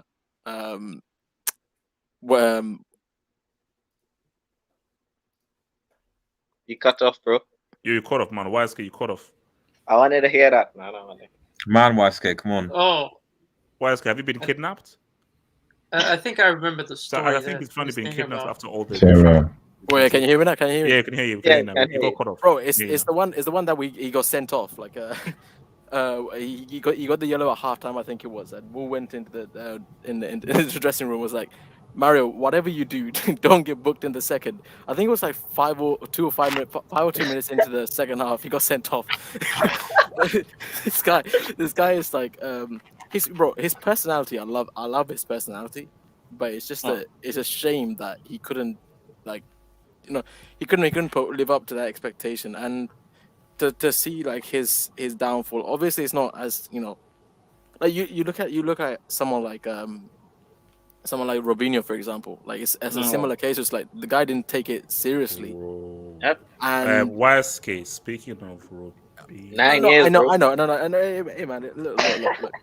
No, we won't. Yeah, let's not go to that territory, man. Let's not go there. I wasn't gonna say it. I mean, I wasn't gonna say anything. But that the downfall. Don't of, drop like, the soap, bro. Don't jump downfall. the soap. Down. Oh, there we go, man. That's the man we know, man. Of course, Jamal was gonna say that. Let's go. Keep going. Anyways. Keep talking. No. So the thing with Mario is, how old is Mario right now? He's 31, man. 31. So this dude should now essentially be in his prime. Yep. This is his prime. But I just think he's you know what it is. I think he genuinely cared about the game at one point. But I don't know what it was. Maybe the English media had something to do with it, because I remember when he was at City and Liverpool as well, the arrogance that he played with, it was, I don't know, it wasn't seen as like an arrogance that, for example, Cristiano showed when he was at United. The first stint, it was seen as almost, too much sometimes. It was similar to what Cristiano had, like, no matter, you remember the line that Cristiano said in a post match? It was like, the reporter asked, why do players, pretty much hack you in the games and just try to foul you? And it was like, maybe I'm just too good, and then that got put in the papers everywhere, and then it was taken in the wrong way. And Mario is the same case. It was like, you had the whole "why always me" thing, and I remember the Sun slated him in the back pages, like asking questions of his. I mean, looking at it now in hindsight, it's almost like, yeah, it was true, because this guy was just a flash in the pan, and it was just a case of just complete pure arrogance, because he's done nothing. And as someone brought up, Italy won the Euros without anything to do with him, a striker in general. So I don't know. I mean, where would you rank him in terms of like the biggest flops? Like, talent-wise. No, I did this. It's like he's the number one unrealized talent. Like, biggest waste of talents for me. He's number one. Really, number one? Yeah. I would have put him, bro. The biggest waste. Okay. Who is okay? from in your lifetime a bigger waste of talent? In terms of reaching it, it's in terms of reaching their full potential, or is it because he hasn't? Because No. for me, it's like you could like even say the talent and Riquelme potential someone didn't have achieve his and how they potential. squandered it and not realized it. For me, I'd it's say, Balotelli. for me personally, yes, this guy's behind sales right now, but I'd say Robinho is the one for me. Or you can put charisma in that category. No, as well. but not so. You know, we're talking about moments, man. This is my favorite Balotelli moment. Now, I'm not sure many of you guys know this, but I'm begging you, after the Hangout, go onto YouTube and just type in Totti red card Balotelli. I don't know what Balotelli said to Totti or so forth, but this is by far the most intentional red card I've ever seen in my life. Literally, Totti chased Balotelli down and literally just hacked him. You know how people don't know? This guy has said, no, I am going to kick this guy as hard as I can in the leg. And Totti's actually a really calm player too, so that was really surprising. Yeah, so basically, it was so obvious that when he even did it, Totti didn't even argue. He just went straight off.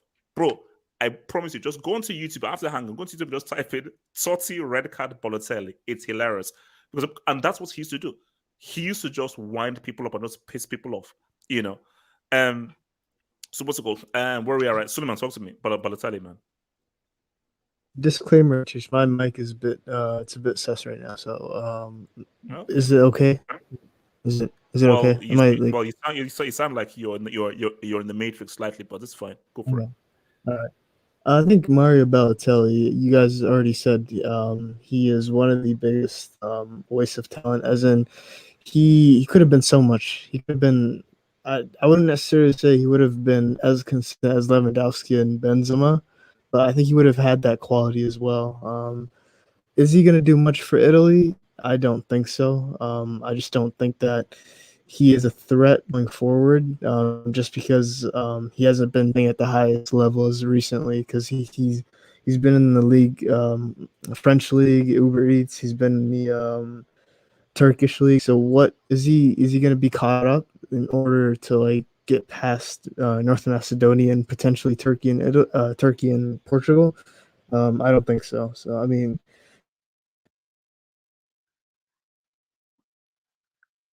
I think we just lost Suleiman, man. Gatlock, talk to me. Balotelli.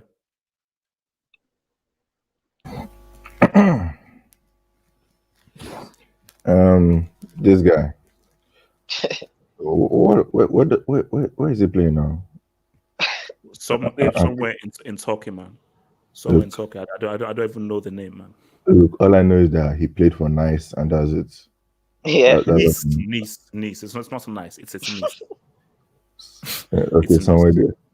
Yeah, okay, he played for Nice, and that's what I remember. Okay, I mean, I know he scored 2 goals against what do they call it?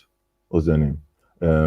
Germany, and then he ghosted in the final, and he stormed off. I remember that final. He stormed off from that. He didn't want to go and collect his medal. The guy was pissed, and he scored against England, and that goal he scored against City where he removed the chef. The guy is a very funny player. That's all. But I don't really remember much of this guy, to be honest. Okay.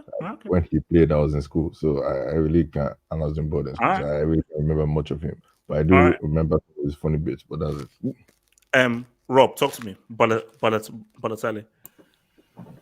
I think that this is basically desperation from the manager, because all of the strikers that Italy haven't performed very well.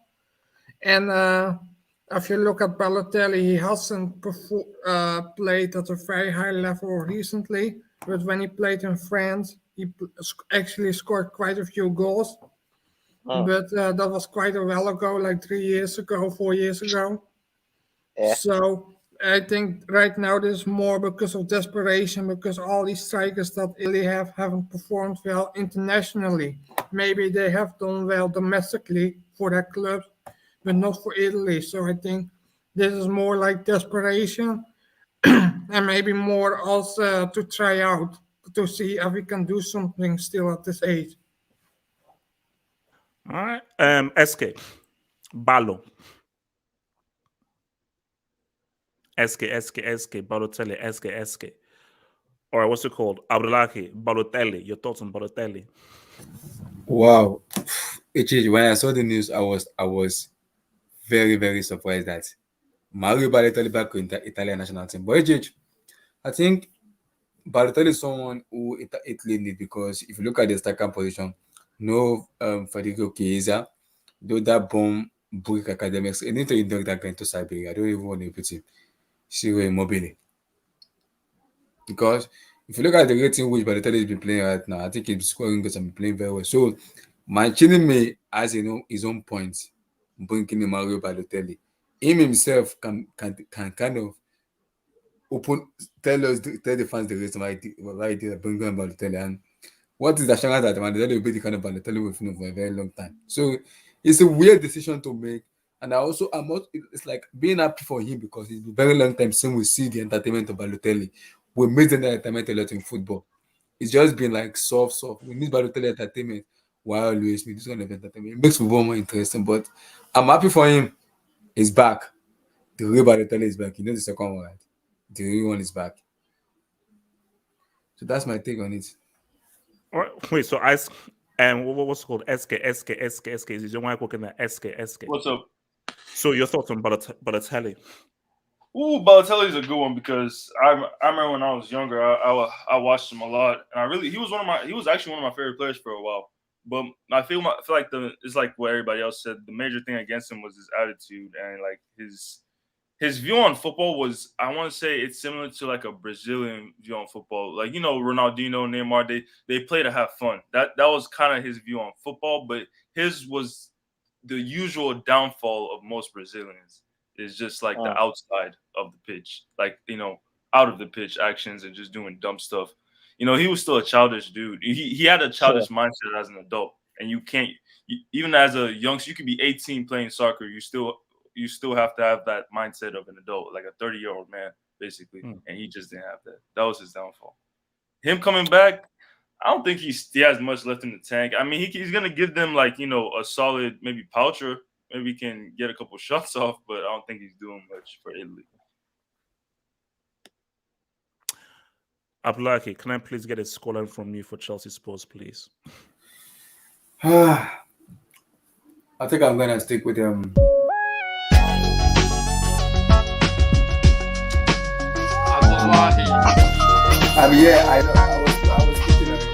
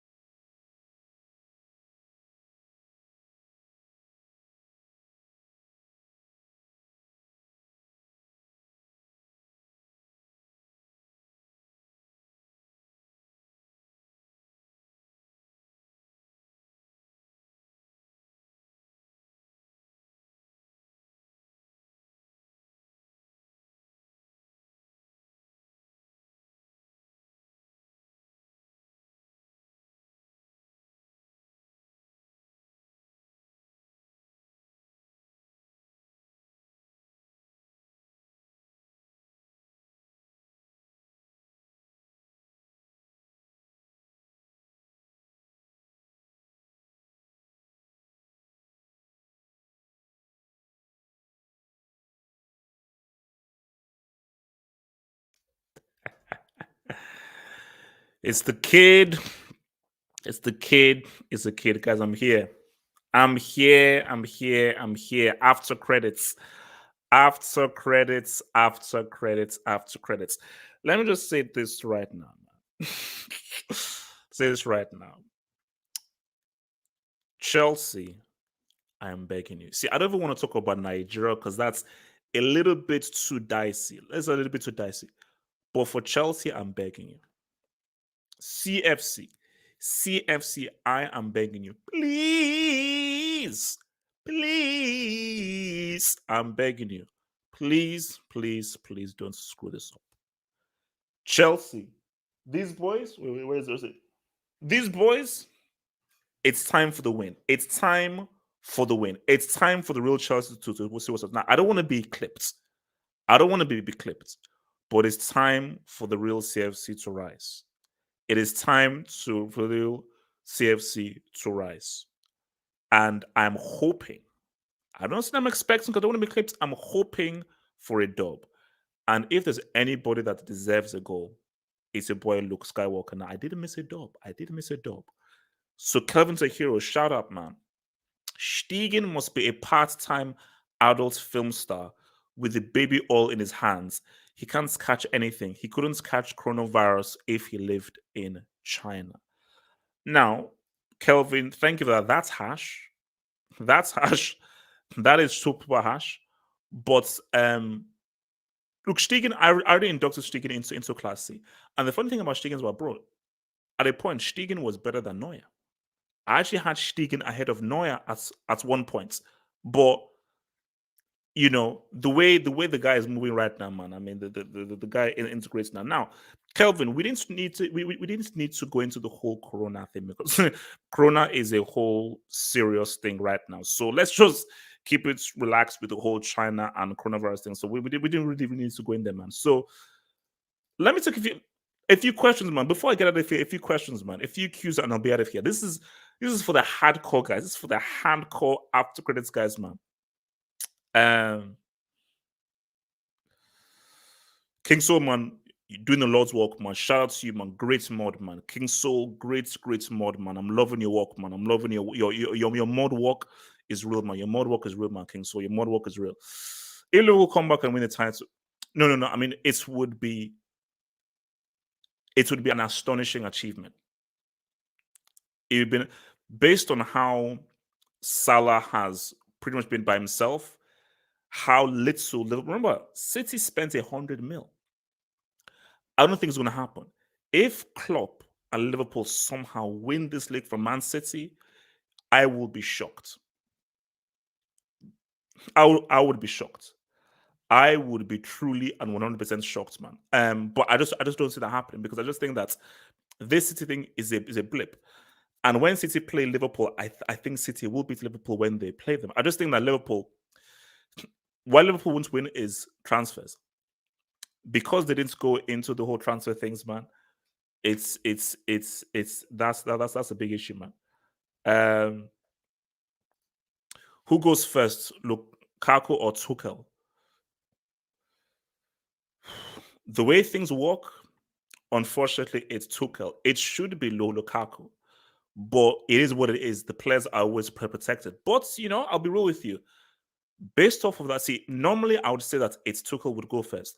But after that interview, I think Tuchel has a stronger leg to stand up on. So if Lukaku doesn't step up, it probably will be Lukaku. It probably would be Lukaku, man. It probably would be Lukaku. Shout out to MN for whole member, man. You better not rob us of an emergency hangout. MN. Think about my mental health. Just think about mental health. Do you really think that I will be in any emotional or psychological state of mind to do a post-match reaction if Chelsea and the green, white, green lose? Bro, come on, man. I can't do it, man. We move in silence. Zad, day by day. Guys, peace out. Stay true. If you haven't already, remember to drop a like, man. Please remember to drop a like if you haven't already. Stay true, and I will see you guys tomorrow for a jam-packed freaking Sunday. Peace.